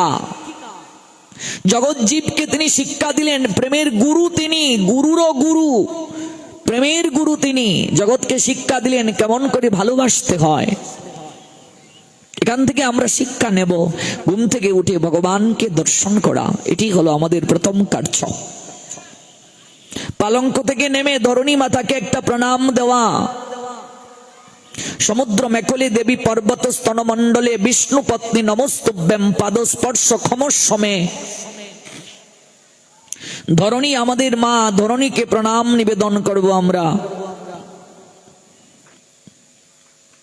নিত্য কর্ম করতেই হবে, গুরুচরণে পুষ্প, গোবিন্দ চরণে তুলসী, সন্ধ্যা আহ্নিক এগুলো করতেই হবে। একটু গীতাটা পড়ুন, সংস্কৃত না পারলে বাংলা অনুবাদই পড়ুন, এক অধ্যায় প্রতিদিন গীতা পাঠ করুন। শুধু বললে হবে না, আচরণে আনতে হবে। গীতা মায়ের যে কি করুণা, এটা আমি অল্প কথায় আপনাদেরকে বুঝাতে পারবো না, এটা অনুভবের বিষয়। গীতায় যদি একবার কেউ আশ্রয় গ্রহণ করে তার জীবন মহিমান্বিত হয়ে যায়, কারণ ভগবানের গুরু হলেন স্বয়ং গীতা। গীতাকে আশ্রয় করে ভগবান এই ত্রিজগৎ সংসারকে প্রতিপালন করেন। এই গীতার জ্ঞান সর্বপ্রথম ভগবান দান করেছেন বিবস্বানকে, বিবস্বান দান করেছেন মনুকে, মনু দান করেছেন শশাগোড়া পৃথিবীর অধীশ্বর রঘুবংশের জনক ইক্ষ্বাকুকে এই গীতার জ্ঞান। ইমম বিবস্বতে যুগম প্রুক্তবানহমব্যয়ম বিবস্বান মনবে প্রাহু মনো ইক্ষ্বাকবে অব্রবীত। The personality of Godhead Lord Sri Krishna said, I instructed this imperishable science of yoga to the sun god Vibhashan, and Vibhashan instructed it to Manu, the father of mankind, and Manu in turn instructed it to Ikkhaku. তারপর পরম্পরাক্রমে গীতার জ্ঞান চলে আসছিল। এক সময় পরম্পরা নষ্ট হয়ে যায়, আমরা গীতার জ্ঞান হারিয়ে ফেলি, এবং পরম্পরা প্রাপ্ত ইমাম রাজর্ষয় বিদুহ সকালে নৈহ মহতা ইউগ নষ্ট পরন্তপ। হে পরন্তপ, কালের প্রভাবে এই জ্ঞান নষ্ট হয়ে যায়। But in course of the time the succession was broken, and therefore the science as it is appears to be lost. তাই ভগবান ওই পুরাতন জ্ঞানকে আবার জগৎ জীবকে উদ্দেশ্য করে অর্জুনকে বেছে নিলেন।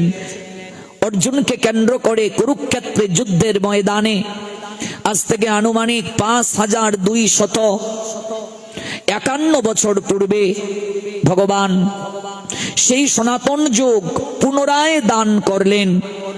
সয়েব অয়ম ময়াতে অদ্য ইউগ প্রক্ত পুরাতন ভক্ত অসীমে সকা চহিতি রহস্যমিয়াত উত্তমম। সেই সনাতন যোগ আজ আমি তোমাকে বললাম, কারণ তুমি আমার ভক্ত, তুমি আমার সখা, তুমি এই বিজ্ঞানের অতি গুরু রহস্য হৃদয়ঙ্গম করতে পারবে। That very ancient science of the relationship with the supreme is today told by me to you, because you are my devotee as well as my friend, and can therefore understand the transcendental mystery of this science, said Almighty Creator Krishna Srimad Bhagavad Gita 4 chapter Gyan Yug 3 bars. তাই ভগবান আজ থেকে আনুমানিক 5000 বছরের পূর্বে ভারতের হরিয়ানা রাজ্যের কুরুক্ষেত্রে সরস্বতী নদীর তীরে জ্যোতিষর নামক জায়গায় অগ্রহায়ণ মাস শুক্লপক্ষ মুখ্যদা একাদশী তিথি, বার ছিল রবিবার, এই শ্রীমদ্ ভগবদ গীতার জ্ঞান অর্জুনকে উদ্দেশ্য করে জগতের সবাইকে পুনরায় দান করলেন। জয় জয় শ্রীমদ্ ভগবত গীতার আবির্ভাব তিথি প্রেমানন্দে হরি বল। অগ্রহায়ণ মাস শুক্লপক্ষ মুখ্যদা একাদশী তিথিতে এই গীতার জ্ঞান দান করলেন ভগবান। আজকের এই তিথিতে গীতার জ্ঞান দান করলেন ভগবান। তিনি তো বললেন, যখনই ধর্মের গ্লানি হবে, অধর্মের অভ্যুত্থান হবেন, ঠিক তখনই তিনি নিজেকে আবির্ভূত করবেন। তিনি অবতীর্ণ হয়ে দুষ্কৃতিকারীর বিনাশ করবেন, ধর্মকে সংস্থাপন করবেন, আর সাধুকে রক্ষা করবেন। তাই তো ভগবান এলেন, ওই পুরাতন জ্ঞান দান করলেন জগৎকে। when there is a decline in religious practice or descendant of Bharat and a predominant rise of religion, at that time I descend myself to deliver the pious and to annihilate the miscreant, as well as to establish the principle of religion. I myself appeared millennium after millennium. ভগবান দুষ্কৃতিকারীর বিনাশ, ধর্ম সংস্থাপন, সাধুর পরিত্রাণের জন্য যুগে যুগে আসেন। এসে তিনি জগৎজীবকে অর্জুনকে উদ্দেশ্য করে এই গীতার জ্ঞান দান করলেন। ভারতের হরিয়ানা রাজ্যে সরস্বতী নদীর তীরে সংসারটাই কুরুক্ষেত্র, তাই কুরুক্ষেত্রের যুদ্ধে গীতার জ্ঞান দিয়ে ভগবান জগৎকে জানালেন। অর্জুন যেমন ওই কুরুক্ষেত্রের যুদ্ধে কিং কর্তব্য বিমূঢ় হয়ে পড়েছিলেন, তার কর্তব্য কি তিনি বুঝতে না পেরে গোবিন্দ চরণে শরণ নিয়েছিলেন। হে সংসারী জীব, তোমরা এই সংসার নামক কুরুক্ষেত্রে তোমাদের কর্তব্য সম্বন্ধে বিভ্রান্ত যখন তোমরা হয়ে যাবে, তোমাদের করণীয় কি তোমরা যখন বুঝতে পারবে না, কোন পথে চললে তোমাদের মঙ্গল হবে এটি যখন অনুভব করতে পারবে না, জলে কুমির ডাঙ্গায় বাঘ উভয় সংকটে যখন পড়বে, একবার এই গীতা জননীর কোলে আশ্রয় নাও, দেখবে দধামি বুদ্ধি আগাম ভগবানই তোমাদের হৃদয়ে আবির্ভূত হয়ে বুদ্ধি যোগ দান করবেন। এই জন্য গীতা বিনা গতি নাই, শোনো সর্বজন, সংসার তরণীতে, সংসার তরাইতে গীতা নিত্য প্রয়োজন। এই ভব সমুদ্র যদি কেউ পাড়ি দেওয়ার জন্য তরণীকে অবলম্বন করে, নৌকাকে অবলম্বন করে, গীতাই হলো সেই উত্তম রূপী নৌকা। সবচেয়ে দুর্ভাগ্য হলেও এটি সত্য, আমরা গীতা পড়ি না। আপনি জিজ্ঞেস করুন 100 সনাতনী হিন্দুকে গীতার জন্ম বৃত্তান্তের কথা আজকের এই তিথি সম্পর্কে জানেই না, জানানোর জন্য আয়োজন হয় না। লক্ষ লক্ষ টাকা খরচ করে আমরা দুর্গা পূজা করি, কীর্তন করি, কিন্তু পরিবর্তন কোথায় সমাজে? যার পূজা তার সম্বন্ধে কোনো আলোচনার ব্যবস্থা নাই। আপনি দুর্গা পূজা করছেন কিন্তু মা দুর্গাকে নিয়ে কোনো আলোচনা নাই। মা দুর্গাকে নিয়ে যদি প্রতিদিন 1.5 ঘন্টা এরকম আলোচনার ব্যবস্থা থাকতো, মানুষ জানতে পারতো কিনা? কিন্তু যার পূজা তাকে নিয়ে কোনো আলোচনা নাই, শুধু ডিজে ডিজে ডিজে চলছে। কে কত পিয়ার সাউন্ড বেশি আনবে, কার মণ্ডপের সাউন্ড সবচেয়ে বেশি হবে, হাই কোয়ালিটির হবে, কার মণ্ডপ কত সুন্দর হবে, কার প্রতিমা কত সুন্দর হবে, কিন্তু যার উদ্দেশ্যে পূজা তাকে নিয়ে কোনো আলোচনার ব্যবস্থা নাই। এর জন্যই তো হিন্দুদের এই পতন। গীতাকে লাল শালু দিয়ে, রুমাল দিয়ে আমরা বেঁধে ঠাকুর ঘরেই রেখে দিই। প্রত্যেক দিন চন্দন চর্চিত করে তুলসী পত্র দিতে দিতে গীতার উপরে চট লেগে যায়, ভেতরে কি আছে আমরা অনেকেই খুলে দেখি না। আবার অনেকে মরা বেটার বুকের মাঝে গীতা দিয়ে ডাকডুল কুল করতাল বাজিয়ে মরাকে শ্মশানে নিয়ে যায়। মরার বুকে গীতা দেওয়ার মতো অপরাধ আর কিছু হতে পারে না। আত্মা চলে গেছে, ওই দেখে আপনি কি করে গীতা দেবেন? এই জন্য আমি স্টুডেন্ট যারা, তাদেরকে বলি গীতাটা পড়ার টেবিলে রাখো। মহাত্মা গান্ধী বলেছিলেন, তার মা যখন মারা গেলেন, কাঁদতে কাঁদতে তিনি 3 দিন আহার বর্জন করেছিলেন। অতঃপর তিনি গীতাকে বুকে জড়িয়ে ধরে কেঁদে কেঁদে বলেছিলেন, আমার 2 জন মা, এক গর্ভধারিণী মা আর এক গীতা জননী। গর্ভধারিণী মায়ের সঙ্গে সম্বন্ধটা আমার মৃত্যুর সঙ্গে সঙ্গে শেষ হয়ে যাবে, কিন্তু এই গীতা মায়ের সঙ্গে আমার সম্বন্ধ অনন্তকালের সম্বন্ধ। এই সম্বন্ধ আমার শেষ হবে না। গীতাকে মা কেন বলা হয়? সর্ব উপনিষদ গাব দুগ্ধা গোপাল নন্দন পার্থ বৎস সুধীর ভুক্তা দুগ্ধং গীতামৃতং মহৎ। সকল উপনিষদ হলো গাভী। তো গাভী থাকলে তো হবে না, দুধ আনতে গেলে বাছুর দরকার। পার্থ বৎস সুধীর ভুক্তা দুগ্ধং গীতামৃতং মহৎ। বাছুর হলো পার্থ। অর্জুনের 22টা নাম, তন্মধ্যে একটা নাম পার্থ। পৃথার পুত্র, অর্জুনের মায়ের নাম কুন্তি, কুন্তির প্রথম নাম ছিল পৃথা, এই জন্য পৃথার পুত্র পার্থ। ওই পার্থ হলো বাছুর। গাভী আছে, বাছুর আছে, দুহন কর্তা যদি না থাকে, দুহন কি করে করতে হয়? গাভীর স্তন থেকে দুধ যদি কেউ না জানে, দুধ পাওয়া যাবে গো? যাবে না। ওই দুহন কর্তা হলেন নন্দের নন্দন গোবিন্দ, গোবিন্দ হলেন দুহন কর্তা। এবার দুধটা দুহন করে পাত্রের মাঝে যদি আপনি রেখে দেন, অর্থাৎ আপনি গীতাকে বাজার থেকে কিনে লাল শালু রুমাল দিয়ে বেঁধে ঠাকুর করে রেখে দিলেন, মানে দুগ্ধ আছে কেবল পাত্রের মাঝে, আপনি গ্রহণ করছেন না, আপনার শরীরে পুষ্টি হবে? ডাক্তার আপনাকে প্রেসক্রিপশন দিলেন, আপনি ডাক্তারের কথা মানছেন না, আপনি প্রেসক্রিপশনটা বেগে রেখে দিলেন, কিংবা ঔষধ আপনি ঠিক মতো খাচ্ছেন না, নিয়ম পালন করছেন না, আপনার রোগ যাবে? যাবে না। এই জন্য স্টুডেন্ট যারা, গীতাকে টেবিলে রাখো, পড়ার টেবিলে। পাঠ্য বই শুরু করার আগে গীতাকে প্রণাম দিয়ে একটা শ্লোক পড়ে নাও, তারপর নিজের পড়া শুরু করো। দেখবে গীতা মায়ের করুণায় তোমার জীবন ধন্য হয়ে যাবে, পড়াশোনা খুব ভালো হবে। এই গীতা হলো অমৃত দুগ্ধ প্রদায়িনী। মা যেমন তার স্তন দুগ্ধ দ্বারা সন্তানকে প্রতিপালন করেন, পোষণ করেন, বৃদ্ধিপ্রাপ্ত করেন, গীতা জননীও নিত্য জ্ঞান দান করে আমাদের জীবনকে আন্দোলিত করেন, ধন্য করেন। এজন্য উপনিষদ গাভী সদৃশ, বাছুর অর্জুন, দুহনকর্তা গোবিন্দ। এবার এই দুগ্ধটা খাবে কে? সুধীর ভুক্তা দুগ্ধং গীতা অমৃতং মহৎ। এই দুধটা গ্রহণ করবে জগতে সুধীজন, যারা আপনাদের মতো যারা শ্রদ্ধাবান তারা গ্রহণ করবে। সবাই গ্রহণ করতে পারবে না, সবাই আসবে না। আসবে কারা? গীতা পাঠে আসবে কারা? ভাগবত পাঠে আসবে কারা? যারা শ্রদ্ধাবান সুধী ব্যক্তি যারা, তারা আসবে। পূর্বজন্মে সৌভাগ্যের অধিকারী যারা, তারা আসবে। নাহলে অনেকেই দেখবে আসবে, পাশ দিয়ে চলে যাবে, এরকম ডিজিটাল প্রণাম দিয়ে চলে যাবে, মাথা নোয়াবে না। অসুর যারা, ওরা দেখবে গুরুজনের চরণে মাথা নোয়ায় না। অসুর যারা, ওরা দেখবে ভগবানের চরণে মাথা নোয়ায় না। অসুর যারা, ওরা দেখবে নিম্ন স্থানে বসে না, ওরা প্রণাম দিতে লজ্জা পায়, সংকুচতা বোধ করে। নিচু না হলে কিছু পাওয়া যায় না, এই জন্য মাথাটা নত করতে হবে। মস্তক ভূমিতে না লাগলে প্রণাম হয় না। গীতা জননীকে প্রণাম দিন, গীতা স্বয়ং ভগবান। আপনি গীতাকে একটু বুকে জড়িয়ে ধরেন। সংস্কৃত পড়ছেন, ভুল হচ্ছে, তাতে কি? পড়তে থাকুন। আপনার বাচ্চা কথা বলতে পারে না, একটু একটু শিখছে। যাকে মামা ডাকার কথা তাকে বলছে বাবা, তাকে বলছে কাকা। আপনি আনন্দ পাবেন না কষ্ট পাবেন? আরো 10 জন লোককে ডাকবেন, এই দেখে যা, দেখে যা, দেখে যা, আমার সন্তান দেখ কি সুন্দর করে কথা বলতে শিখেছে। আপনি যখন গীতা পড়বেন, ভুলেই হচ্ছে, গোবিন্দ তখন বলবেন, আহা আমার সন্তান আমাকে ডাকতে শিখছে। তিনি শুধরে দেবেন। ভয় কিসের? আমি গোবিন্দের সন্তান, আমার আবার ভয় কিসের? মহাপ্রভু অঙ্গীকারবদ্ধ, জীব উদ্ধারিতে মৌর অবতার। তো কেমন জীবকে তিনি উদ্ধার করবেন সেটা তো বলেন নাই। শুধু কি বলেছেন যারা পুণ্য কর্ম করবে ওদেরকে আমি উদ্ধার করব?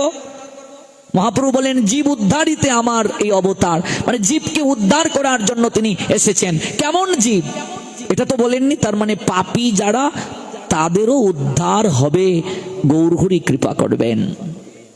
ভয় কিসের? আপনি নয়নজলি তাকে ডাকুন। সংস্কৃত পারেন না, দরকার নেই, বাংলা অনুবাদটা পড়ুন প্রতিদিন।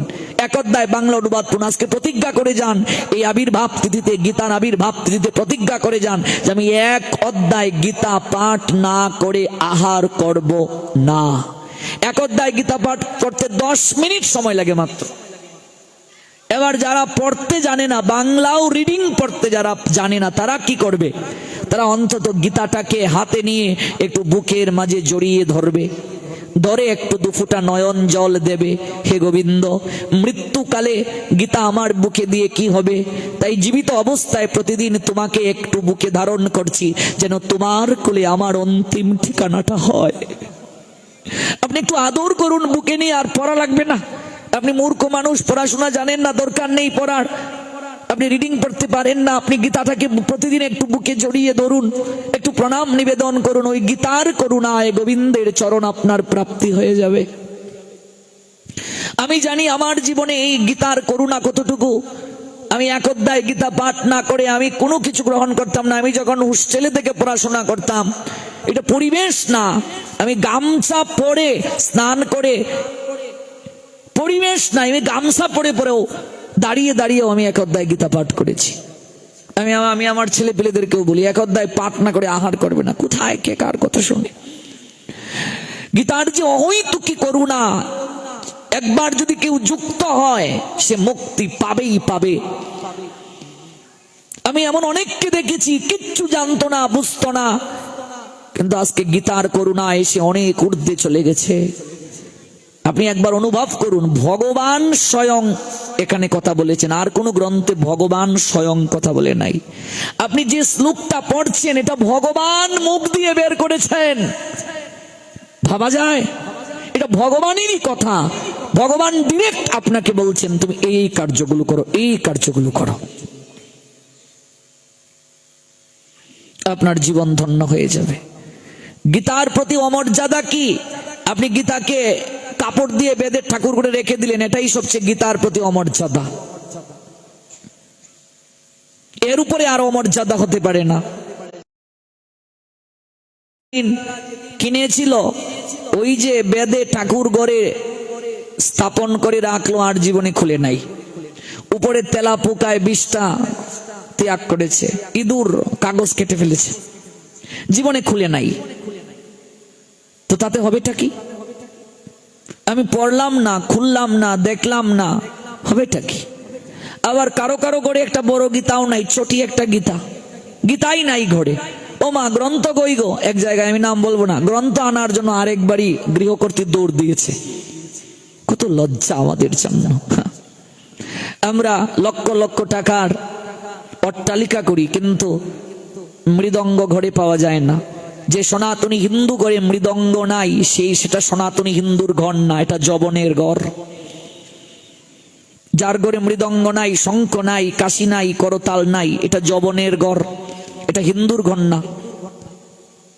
সনাতনী হিন্দু মাত্রই তার গৃহে শঙ্খ থাকতে হবে, মৃদঙ্গ থাকতে হবে, কাশি থাকতে হবে, ঘণ্টা থাকতে হবে, আরতির সরঞ্জাম থাকতে হবে। সনাতনী হিন্দুর ঘর মানে প্রতিদিন দেবতা অর্চন হয়, ভগবান অর্চন হয়, থাকতেই হবে তার গৃহে এগুলো। সকাল সন্ধ্যা মধ্যাহ্নকালীন সময় এই 3 বেলা উলুধ্বনি হবে, হরিধ্বনি হবে, মঙ্গলধ্বনি হবে, শঙ্খধ্বনি হবে, ঘণ্টাধ্বনি হবে। আর ওই মঙ্গল ধ্বনি শ্রবণ করে অলক্ষ্যে আপনার গৃহ থেকে বিতাড়িত হবে, কলি দৌড়ে পালিয়ে যাবে। এজন্য মাঝে মাঝে হরিধ্বনি করতে হয়, উলুধ্বনি করতে হয়, শঙ্খধ্বনি করতে হয়, মঙ্গল ধ্বনি করতে হয়।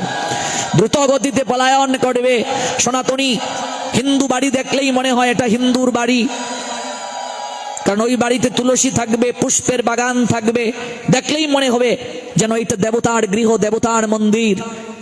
হিন্দু বাড়ি দেখলেই মনে হবে। আজকাল হিন্দু বাড়ি কোনটা বোঝা যায় না, হিন্দুর ছেলেকেও দেখলে বোঝা যায় না, এমন গেটআপে চলে, এটা হিন্দুর ছেলে কিনা বোঝা যায় না। এই হলো আমাদের দুর্ভাগ্য, এই হলো সনাতনী হিন্দুদের দুর্ভাগ্যের কথা। যেন আপনি পড়ুন, জানুন, দেখবে আপনার জীবনটা ধন্য হয়ে গেছে।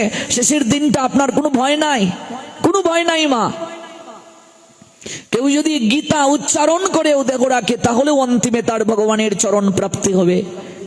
আপনি জীবিত অবস্থায় শ্লোকগুলো শিখুন। সবচেয়ে দুর্ভাগ্য হলেও সত্য, সারা বাংলাদেশে 700 শ্লোক পারে এমন খুব কম সংখ্যক লোককেই পাওয়া যায়। খুব কম সংখ্যক লোকই আছে যারা 700 শ্লোক পারে। শুধু মুখস্থ থাকলেই যে আমি ভগবান পেয়ে যাব আমি তা বলছি না, কিন্তু অন্তত 15 দিনে একটা শ্লোক যদি মুখস্থ করি, জীবিত অবস্থায় 700 শ্লোক মুখস্থ করা কোনো ব্যাপার না। আপনার সন্তানকে ওই গীতা ক্লাসটায় নিয়ে আসুন। প্রতিদিন আপনি অন্তত বাড়িতে একটু বলেন, বাবা একটু গীতাটা পড়, একটু তুলসীর মূলে জল দে বাবা, এটা মা হিসেবে আপনার দায়িত্ব বলা। একাদশী ব্রতটা কর বাবা, আপনিও করুন। সব দিন সন্তানকে সব শিক্ষা দিন, কিন্তু ধর্মীয় শিক্ষাটা প্রাধান্য দিন। অন্যান্য ধর্মের দিকে তাকান, ওরা যত শিক্ষিত ওরা তত ধর্ম ভীরু হয়। অন্যান্য ধর্মের দিকে তাকান, ওরা ধর্মের জন্য জীবন দিয়ে দিতে পারে, মুহূর্তের মাঝে ওরা জীবন কুরবান করতে পারে। ওরা ধর্মকে এতটা হৃদয়ে লালন করেছে। আপনি আপনার সন্তানকে সব শিক্ষা দিন, কিন্তু ধর্মীয় শিক্ষাটা বাদ দিচ্ছেন কেন? যে জাতি শিক্ষা থেকে সরে যায়, ধর্মীয় শিক্ষা থেকে, সেই জাতি কোনোদিন টিকে থাকতে পারে না, অসভ্য হয়ে যায় সেই জাতি। সেই জাতির জীবন এলোমেলো হয়ে যায়, সেই জাতি নিম্নগতি প্রাপ্ত হয়, দুর্দিন এসে যায় সেই জাতির। সনাতনী হিন্দুদের দুর্দিন চলছে আজ। একমাত্র একতা নাই, ধর্ম সম্বন্ধে জ্ঞান নাই, ধর্ম যাজন করার মানসিকতা নাই, শুধু কলির কবলে তারা পতিত হয়ে আছে। আমি অনুরোধ রেখে যাব, যারা সংস্কৃত পারেন না বাংলা অনুবাদটা পড়ুন গীতার, তারপর আপনি আহার গ্রহণ করুন। কেউ যদি প্রতিদিন 1 অধ্যায় গীতা পাঠ করে, তাহলে তার জীবনে কি প্রাপ্তি হয় আমরা একটা লীলা শ্রবণ করব। প্রতিদিন যদি 1 অধ্যায় গীতা পাঠ করে, তার জীবনে কি প্রাপ্তি হয়, এবং এই লীলাটা শ্রবণের মাধ্যমে আমরা হৃদয়ে ধারণ করে নিয়ে যাব আদর্শটা, যে আমরাও প্রতিদিন 1 অধ্যায় গীতা পাঠ করব। 700 শ্লোকের বাংলা অনুবাদও যদি কেউ পড়ে, সংস্কৃত জানে না, বাংলা অনুবাদটা পড়ে, আমি চ্যালেঞ্জ দিয়ে বলছি, সেই ছেলে কোনোদিন লাভ জিয়াদে পড়ে ধর্ম ত্যাগ করবে না। ধর্মান্তরিত হবে না? যদি 700 শ্লোকের বাংলাও জানে, পৃথিবীর এমন কোনো প্রশ্ন নাই যে প্রশ্নের সমাধান আমার গীতা দেয় নাই। আপনি কর্ম যুগ অবলম্বন করে কেমন করে ভগবানকে পাবেন সেটাও আছে গীতায়। আপনি জ্ঞানের মাধ্যমে কেমন করে ভগবানকে পাবেন সেটাও গীতায় আছে। আপনি ভক্তির মাধ্যমে কেমন করে ভগবানকে পাবেন সেটাও গীতায় আছে। 3টা মার্গ, কর্ম, ভক্তি, জ্ঞান। সব প্রশ্নের সমাধান আছে। আপনি ত্যাগী নন, সন্ন্যাসী নন, আপনি গৃহী, আপনি গৃহে থেকেই ভগবানকে পাবেন। গীতা পড়ুন, লেখা আছে কর্মযুগে কি করে আপনি সংসার প্রতিপালন করবেন, সংসারে কর্ম সম্পাদন করবেন। আপনার দরকার নাই গৃহ ছাড়ার, আপনি ভগবানকে পাবেন। কিন্তু পড়তে তো হবে। আচ্ছা, আমি যদি জানি একটা জিনিস, ভুল করতে গিয়ে হৃদয়ে আঘাত লাগবে কিনা? কিন্তু যা জানি না, ভুল না সঠিক তো জানি না, তাহলে তো অনবরতই আমি পাপ করব। এই জন্য জানলে মানুষ কিছুটা হলেও মানে, আর যে জানে না সে কি করে মানবে? প্রতিদিন 1 অধ্যায় গীতা পাঠ করলে জীবনে কি প্রাপ্ত হওয়া যায়? আমরা একটু আপনাদেরকে নীলাচলে নিয়ে যাচ্ছি। নীলাচলটা হলো বর্তমান ভারতের উড়িষ্যা রাজ্য। ওই নীলাচলে এক দরিদ্র ব্রাহ্মণ বাস করতেন, যার নাম অর্জুন মিশ্র। মিশ্র হলো ব্রাহ্মণদের একটা টাইটেল। সংসারে আছে তার একমাত্র গৃহিণী, কোন সন্তান আদি তার নাই। বিবাহের অনেক দিন কেটে গেছে। অর্জুন মিশ্রের স্ত্রী মা ডাক তিনি শ্রবণ করতে পারেন নাই। হৃদয়ে তার একটু দুঃখ আছে। অর্জুন মিশ্র তিনিও বাবা হতে পারেননি। সংসারটা দারিদ্র সীমার নিচে, ভিক্ষা করি তাদের জীবন জীবিকা নির্বাহ করতে হয়। কিন্তু অর্জুন মিশ্রের একটা নেশা আছে। এই জগতে মানুষ কত নেশা করে। কেউ সিগারেটের নেশা করে, কেউ মদ খেয়ে নেশা করে, কেউ ইয়াবা সেবন করে নেশা করে। কত নেশা জগতে আছে। কেউ আছে মেয়ে পটানোর নেশা, অভাব নাই নেশা। চারিদিকে কেবল নেশার নেশা। যার কারণে আমাদের হাসন রাজা গান গেয়েছিলেন, নেশা লাগিল রে বাঁকা 2 নয়নে নেশা লাগিল রে। হাসন রাজা পিয়ারির প্রেমে মজিল রে।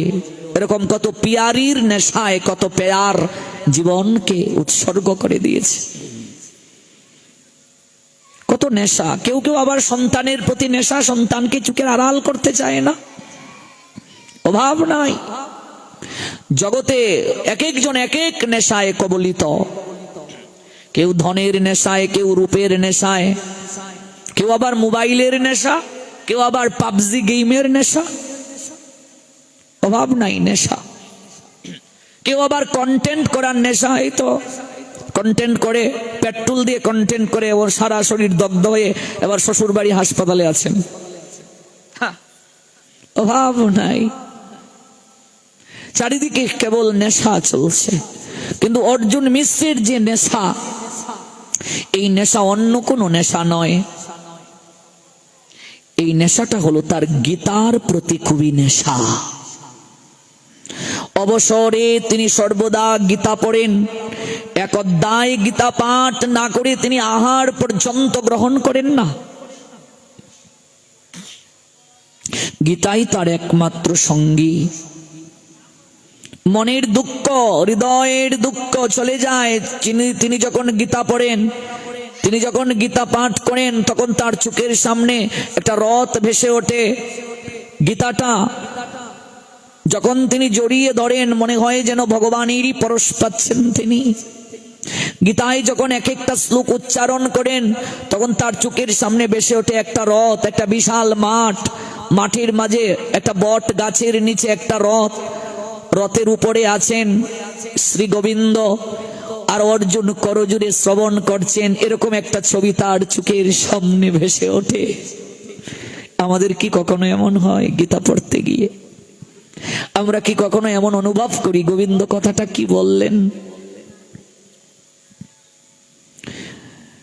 3 দিন যাবৎ বৃষ্টি অজুর ধারায় নীলাচলে, ঘর থেকে বের হওয়ার কোনো উপায় নাই। জীর্ণ শীর্ণ কুটির, চাল দিয়ে জল পড়ে, ভালো বাড়ি করার সামর্থ্য তার নাই, তবু তিনি ঈশ্বরে বিশ্বাসী। কখনো ঈশ্বরকে দোষ দেন না, আমার হয়তো প্রারব্ধ কর্ম খারাপ, ভাগ্য খারাপ, যার কারণে আমার এত দুঃখ, আমার এত যন্ত্রণা, তাই দুঃখটাকেই তিনি হাসি মুখে বরণ করে নিয়েছেন। তিনি ভাবছেন 3 দিন যেহেতু ঘর থেকে বের হতে পারছি না, ভিক্ষায়ও যেতে পারছি না, ভগবান হয়তো কৃপাই করেছেন এই 3টা দিন কায় মনোবাক্যে গীতা পাঠ করি। 3টা দিন অবসরে তো আছি, একটু গীতা পাঠ করি, ভালো করে একটু গীতাটা পাঠ করি। তিনি গীতাকে আশ্রয় করে শুরু করলেন পাঠ। 3 দিন ব্যাপী তিনি গীতা পাঠ করছেন। প্রবল বর্ষণ, ওই বর্ষণ যেন থামছেই না গো, প্রবল বর্ষণ। তার স্ত্রী এসে বলছে, ওগো ঘরে যা আছে তা তো শেষ, এদিকে বৃষ্টিও থামছে না, আর তুমি ওই যে গীতা নিয়ে বসলে, আর কোনো তোমার কাজ নাই, সংসার কি করে চলবে? কি পাও এই গীতার মাঝে? সংসার করলে তো সংসারের চাহিদা মেটাতে হয়, চাল ডাল সবজি প্রয়োজন, বেঁচে থাকার জন্য অবলম্বন প্রয়োজন, মৌলিক চাহিদা, অন্ন বস্ত্র শিক্ষা বাসস্থান স্বাস্থ্য, এগুলো দরকার আছে। হ্যাঁ, তুমি ভিক্ষাতেও যাও না, ঘরে যে এক মুঠো চালও নেই গো, কি রান্না করব, আর কদিন অনাহারে থাকবো? অর্জুন মিশ্র তখন একাগ্র চিত্তে 9ম অধ্যায়টা পড়ছেন, রাজবিদ্যা রাজগুচ্ছ যোগ। সেখানে তিনি একটা শ্লোক পড়ছেন, অনন্য চিন্তয়ন্ত মাম ইয়া জনা পর্যুপাসতে তেষাম নিত্য অভিযুক্তানাম যুগস্ক্ষমম বহাম মহম। 9ম অধ্যায় শ্লোক সংখ্যা 12। তিনি এই শ্লোকটা পড়ছেন আর তার স্ত্রী পাশে দাঁড়িয়ে এই কথাগুলো বলছেন, অনন্য চিন্তয়ন্ত মাম যে জনা পর্যুপাসতে তেষাম নিত্য অভিযুক্তানাম যুগস্ক্ষমম বহাম মহম। যে ব্যক্তি অনন্য চিত্তে আমার নাম স্মরণ করে উপাসনা করে, তার কোনো দুঃখ থাকে না, তার সমস্ত অভাব আমি পূরণ করি, সেই সঙ্গে তার যা কিছু আছে আমি দেখাশোনা করি, আর যা নাই আমি নিজে বহন করে তার কুটিরে পৌঁছে দেই। এই হলো শ্লোকটার বাংলা অর্থ। অর্জুন মিশ্রের তখন মনে প্রশ্ন জাগলো, গোবিন্দ সত্যি কি তুমি এই কথাটা বলেছ? সত্যি কি তুমি এটা বলেছ প্রভু? যদি তুমি সত্যি বলে থাকো তাহলে আমারে তো অভাব কেন? তুমি যদি সত্যি বলে থাকো এই গীতার প্রতি আমার তো কত টান আছে তুমি জানো, কত মমতা আছে তুমি জানো, তাহলে যা কিছু আছে তুমি দেখাশোনা করে রাখো, যা নেই তুমি বহন করে কুটিরে পৌঁছে দিয়ে আসো। তাহলে 3 দিন যাবত আমি ভিক্ষায় যেতে পারছি না, গড়ে আহার কিছু নেই। তোমার এই শ্লোকের সত্যতা নাই, এই শ্লোক মিথ্যে, তুমি বহন করো, আমি মানতে পারছি না। যদি তুমি বলতে আমি দান করি তাহলে মেনে নেওয়া যেত, যে তুমি পাত্র বুঝে দান করো, কিন্তু তুমি বলে দিলে তুমি বহন করো, ভক্তের ভার তুমি বহন করো, এটা আমি মানতে পারছি না। দিন রাত কৃষ্ণ চিন্তায় আমি ডুবে থাকি, এই বাক্যের সত্যতা কোথায়? ভগবানের প্রতি খুব অভিমান তার হৃদয়ে এলো। তিনি মনে মনে ভগবানকে উদ্দেশ্য করে বলতে থাকলেন, এসব মিথ্যে বলার কি দরকারটা ছিল তোমার? আমি তো সারা জীবন ধরে একমাত্র তোমাকেই অবলম্বন করে আছি, তোমাকে ছাড়া আমি তো আর কাউকে চিনি না জানি না, তথাপি সারা জীবন দুঃখের ভার বহন করে আমাকে বেড়াতে হচ্ছে। আমার গৃহের আচ্ছাদনে শত শত ছিদ্র, সামান্য বৃষ্টিতেও ঘরের মধ্যে জল পড়ে, অনশন অর্দাসনে জীর্ণ শীর্ণ দেহ, অথচ মুখে তোমার বড় বড় কথা যে তোমার ভজনা করে তাকে অপ্রাপ্য বস্তু তুমি সংগ্রহ করে দাও। তোমার কথার এই সত্য কোথায়? কোনো প্রমাণ নেই। আমি বিশ্বাস করি না তোমার এই কথার। তোমার একটুও দয়া নাই, তুমি নির্দয়। কে বলে তুমি দয়ার সিন্ধু? কে বলে তুমি পতিতের বন্ধু? কে বলে তুমি কৃপা সিন্ধু, দীননাথ দীনবন্ধু? আমি মানি না। এই বলে দুয়ারটা হাতে নিয়ে, তৎকালীন সময়ে তো এরকম পুস্তক আকারে গীতা ছিল না, ছিল পুঁথি আকারে।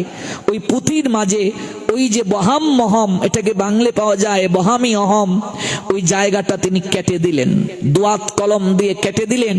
দিয়ে তিনি লিখে রাখলেন দদাম মহম দদামি অহম, মানে তুমি দান করো, বহন করতে পারো না।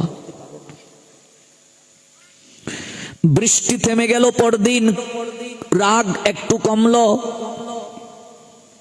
বের হলেন ভিক্ষায় অর্জুন মিশ্র ব্রাহ্মণ নীলাচলে।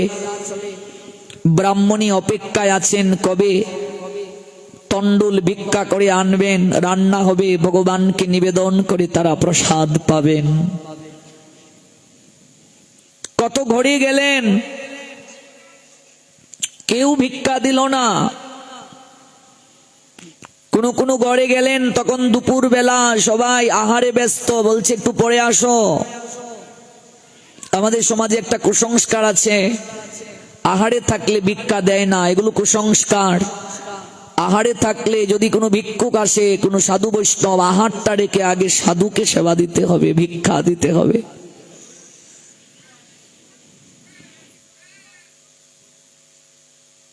তাই ক্লান্ত হয়ে একটা গাছের নিচে তিনি বসে আছেন। 3 দিন দুর্যোগ কেটে গেল, প্রচন্ড রুদ্র, ঘেমে গেছেন তিনি। কোথাও তেমন কিছু পাননি, কয়েকটা গড়ে অল্প কিছু তন্ডুল পেয়েছেন আর কিছু সবজি পেয়েছেন ভিক্ষা করে। হাঁটতে হাঁটতে ক্লান্ত হয়ে গেছেন ব্রাহ্মণ অর্জুন মিশ্র।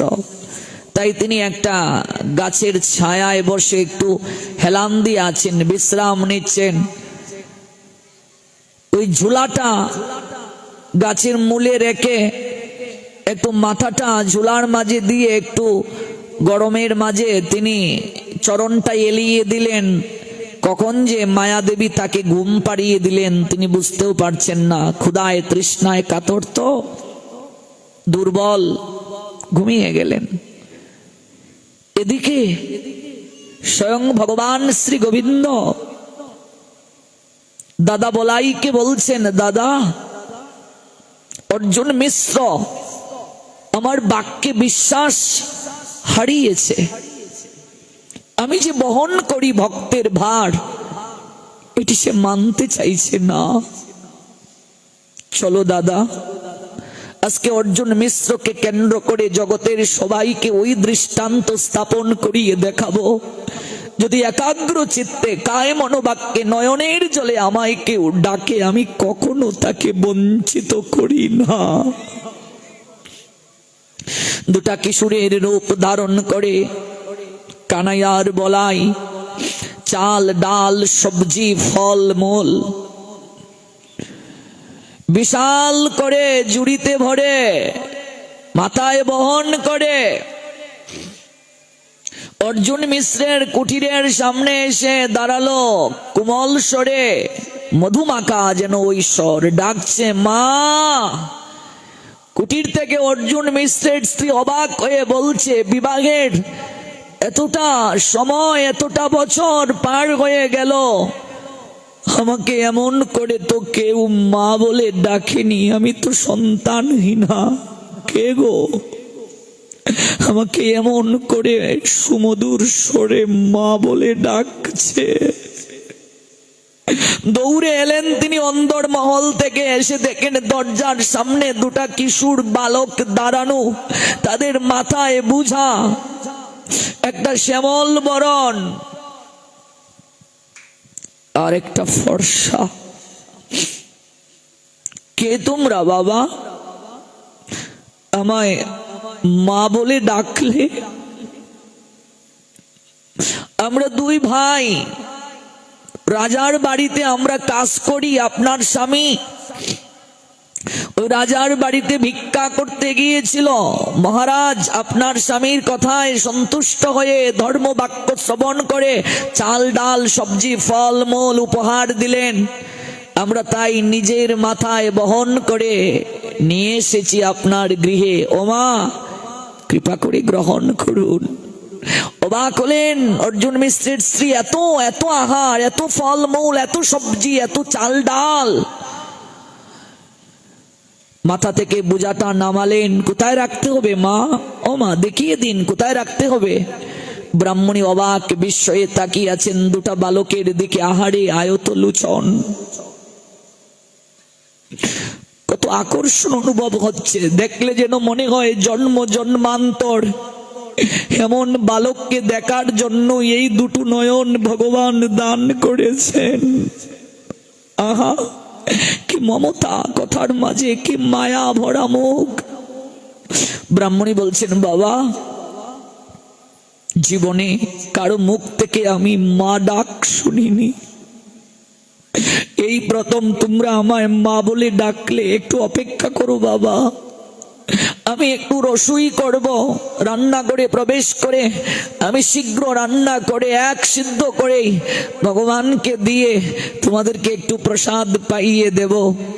মা বলে ডেকেছো সন্তানকে, না খাইয়ে শূন্য মুখে তো কুটির থেকে বিদায় দিতে পারি না।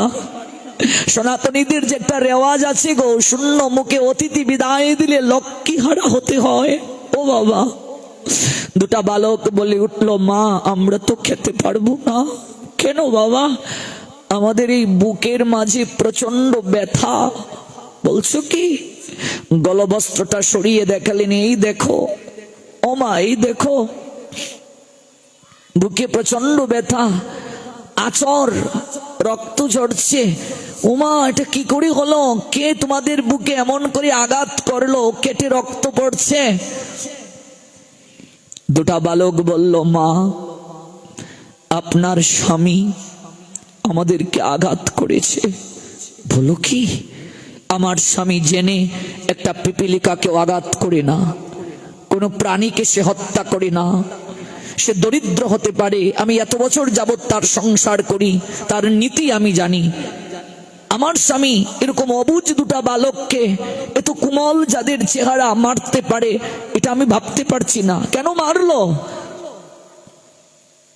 আমরা বলেছিলাম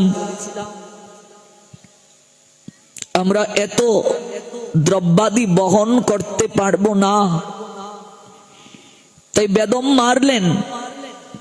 বুকটা কেটে রক্ত ঝরছে, তাই আজ আর খেতে পারবো না মা, অন্য একদিন আসবো। মা বলে ডেকেছি, আসবো, অবশ্যই আহার করে যাব।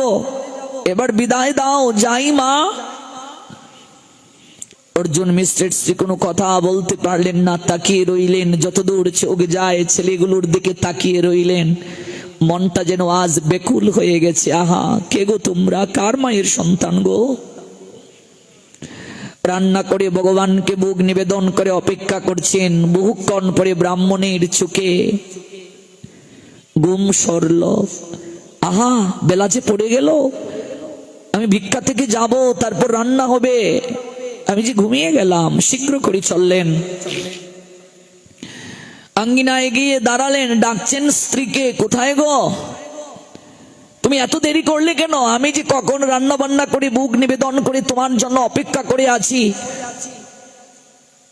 রান্না বান্না করলে চাল ডাল কোথায় পেলে? তুমি যে রাজার বাড়ি ধর্ম কথা শুনিয়ে চাল ডাল সবজি ফল মূল দুটা কিশোর বালককে দিয়ে পাঠিয়েছো, হে গো তুমি এত নিষ্ঠুর কবে হলে গো? দুটা ছেলে এত কিছু নাকি একসঙ্গে বহন করতে পারবে না, ওরা জানিয়েছিল, এই জন্য তুমি তাদের বুকের মাঝে আঘাত করলে, রক্ত পড়ছে। ও তুমি তো জেনে একটা পিপীলিকাকেও আঘাত করো না। ওই দুটা ছেলে যাদেরকে দেখলে মায়া হয়, একটা শ্যামল বরণ আর একটা ফর্সা, তুমি তাদেরকে মারলে, চাল ডাল সবজি দিয়ে দিলে, এই বালকটিকে দিয়ে বহন করালে। তুমি এত নির্দয়। বলো কি? আমি কবে রাজার বাড়ি গেলাম ভিক্ষা করতে? আমি কবে বালককে মারলাম, চাল ডাল সবজি দিয়ে দিলাম? ওগো তাকিয়ে দেখো গৃহের কোণে এত চাল ডাল সবজি এগুলো ফলমূল তুমি দিয়ে পাঠিয়েছ। অর্জুন মিশ্র অবাক হয়ে বলছেন, বলো কি? দুটো ছেলে কেমন বলো তো? আয়ত লোচন, টানা টানা চোখ, দেখিলে নয়ন হয় অচেতন, ঝড়ে প্রেমময় বাড়ি। যতক্ষণ তাকিয়েছিলাম একটা আকর্ষণ অনুভব হলো, ওদের বুক থেকে রক্ত ঝরছে। ওরা বলে গেল লাবণ্য কান্তিযুক্ত চেহারা। ওরা বলে গেল যে আপনার স্বামী আমাদেরকে প্রহার করেছে, আমরা প্রতিদিন আহার পৌঁছে দেব, আপনার স্বামীকে বলবেন এমন করে যেন আমাদের আঘাত না করে, আহার পৌঁছে দেব এমন করে যেন আঘাত না করে। অর্জুন মিশ্রের আর বোঝার বাকি রইল না, আচারকে মাটিতে পড়লেন অর্জুন মিশ্র। গো, আমার মতো পাষণ্ডী জগতে কেউ নেই গো, আমি রাজার বাড়ি যাইনি গো, আমি ধর্ম আলোচনা শুনিয়ে চাল ডাল সবজি পাইনি গো। যারা তোমাকে চাল ডাল সবজি ফলমূল নিজের মাথায় বহন করে দিয়ে গেল, সে আর কেউ নয় গো, সে হলো আমার ভগবান শ্রী গোবিন্দ আর শ্রী বলরাম। তাদের বুকে যে রক্ত কেন ঝরছে আমি বুঝতে পেরেছি। ওই 3 দিন ঝড় বৃষ্টি হলো, বাইরে বের হতে পারিনি। আমি অবিশ্বাস করে ওই গীতার একটা শ্লোককে আমি কেটে ফেলেছিলাম কলম দ্বারা। আমি ভুলে গিয়েছিলাম গীতায় গোবিন্দ বলছেন গীতা তার হৃদয়, প্রত্যেকটা অক্ষরই হলো তার দেহ।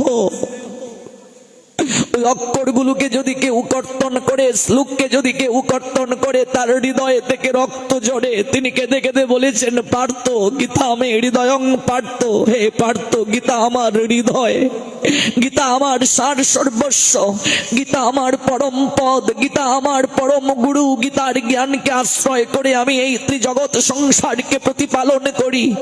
ওগো, আমার মতো পাষণ্ডী পাপী জগতের বুকে কেউ নাই। ওগো, আমি শ্রী গোবিন্দকে, আমি ভগবানকে আমি আঘাত করেছি, তার হৃদয়ে রক্তক্ষরণ ঘটিয়েছি। এই বলে গীতা গ্রন্থটাকে তিনি মস্তকের মাঝে নিয়ে নৃত্য করতে শুরু করলেন আর কাঁদতে শুরু করলেন। হে পার্থ সারথী, হে শ্রী গোবিন্দ, হে মধুসূদন, হে ভাবগ্রাহী জনার্দন, হে পতিত পাবন শ্রী হরি, তুমি জগতের বুকে দৃষ্টান্ত স্থাপন করলে। গীতা আর তোমার মাঝে কোনো পার্থক্য নেই, গীতা তোমার হৃদয়ে সদৃশ। গীতার অক্ষর, গীতার প্রত্যেকটা শ্লোক তোমারই অঙ্গ প্রত্যঙ্গ। অর্জুন মিশ্র কাঁদতে কাঁদতে তার স্ত্রীকে বললেন, ওগো ধন্য তুমি,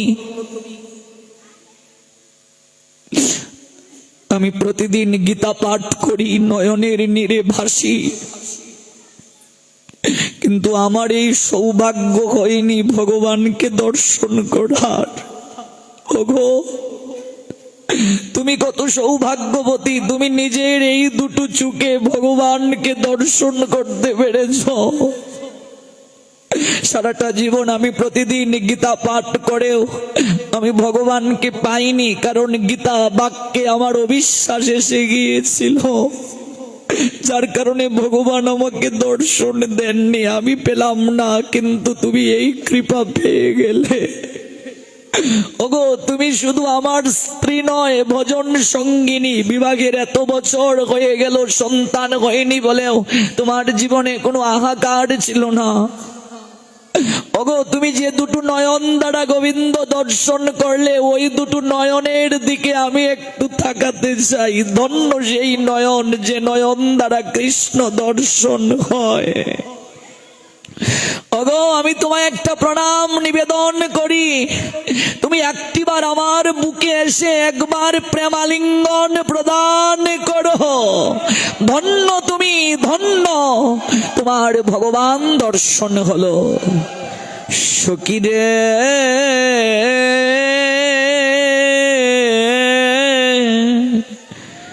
জন্ম সফলতা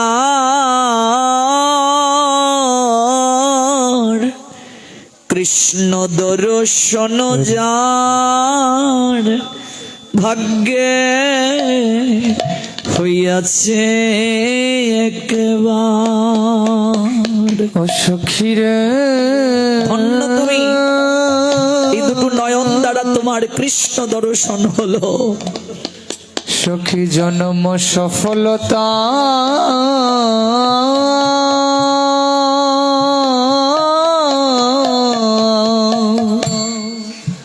কৃষ্ণ দর্শন যার সখীর ভাগ্যে হয়েছে একবার। সখীরে আমার ভাগ্যে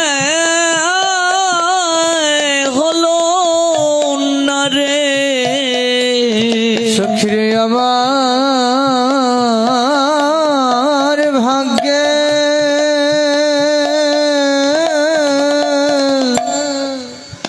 ভাগ্যে হলো না রে, সখীরে আমার ভাগ্যে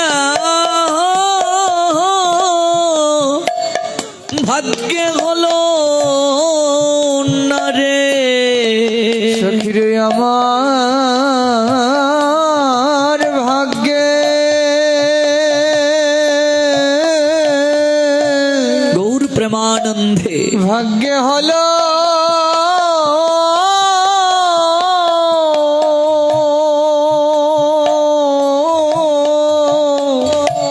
হলো না রে। তার জীবন ধন্য সার্থক হলো, যার গোবিন্দ দর্শন হলো, যে গীতা করুণা প্রাপ্ত হলো, তার জীবন ধন্য। সবাই পেল, আমি পড়ে রইলাম। আমি তো পতিত, আমি তো পাপী, আমি তো পাষণ্ডী। তাই ওই গীতা অমৃত আমার আস্বাদন করার সুযোগ হলো না, সৌভাগ্য প্রাপ্ত হলো না। কেমন করে পড়বে? গৌর হরি প্রচার করছেন, লীলা বিলাস করছেন, এক ভক্ত গীতা পাঠ করছেন, পাঠ করে অজুর দ্বারাই কাঁদছেন, ভুল উচ্চারণ করছেন কিন্তু কেবল কাঁদছেন।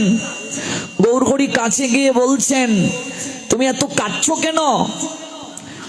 লোকটি বলে উঠলো, আমি মূর্খ মানুষ, গুরু বাক্য কেবল পালন করি। গুরুদেব আমায় বলেছেন প্রতিদিন এক অধ্যায় গীতা পড়বে, আমি আর কিচ্ছু জানি না, কেবল গুরু বাক্য পালন করছি। আমি যখন গীতা পাঠ শুরু করি তখন আমার চোখের সামনে রথে দণ্ডায়মান শ্রী গোবিন্দের প্রতিচ্ছবিটা আপনা থেকে ভেসে ওঠে। করজুড়ে দণ্ডায়মান হাঁটু গেড়ে বসা অর্জুনের চিত্রটা ভেসে ওঠে। আমি কাঁদি, ভগবান এই জ্ঞান দান করেছেন, আমি অনুভব করি। আমরা যে গীতা পড়ি আমাদের কবে এই অনুভব হবে? যেদিন আমাদের এই অনুভব হবে আমাদের জীবন সেদিন ধন্য হয়ে যাবে। তাই জন্ম সফলতার কৃষ্ণ দর্শন যার ভাগ্যে হইয়াছে একবার। সখীর জন্ম সফলতা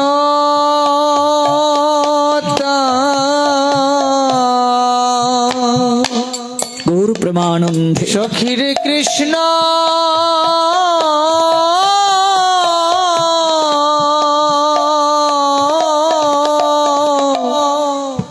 কৃষ্ণ দর্শন যার সখীর ভাগ্যে হয়েছে একবার।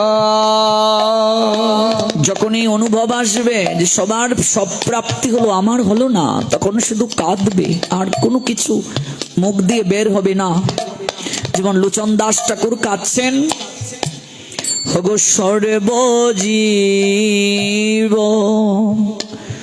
হগো হইল পার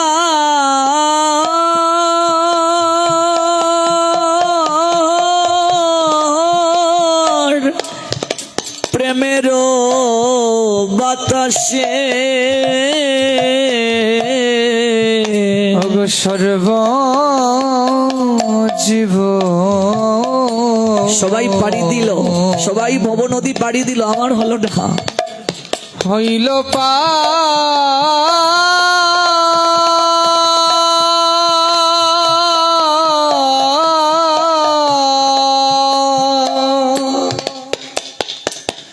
হরি হে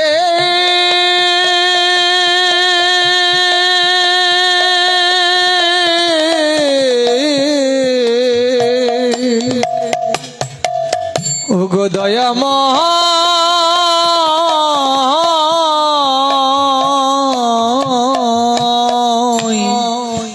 সর্বজীব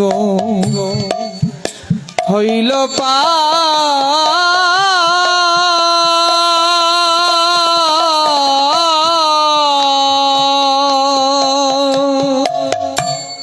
ও গো প্রেমের বাতাসে গো পড়িয়া রহিল লোচন আপনার দোষে অগ পরিয়া রহিল লোচন আপনার দোষে গো পড়িয়া রহিল লোচন লোচন আপনার দোষে কেবল পরিয়া রহিল লোচন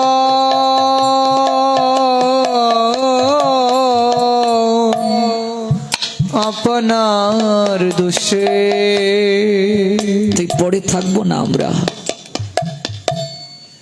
ওই পতিত অবস্থা থেকে উদ্ধার করার জন্যই তো গোবিন্দ আসেন যুগে যুগে, কলিযুগে এলেন গৌরাঙ্গ রূপে।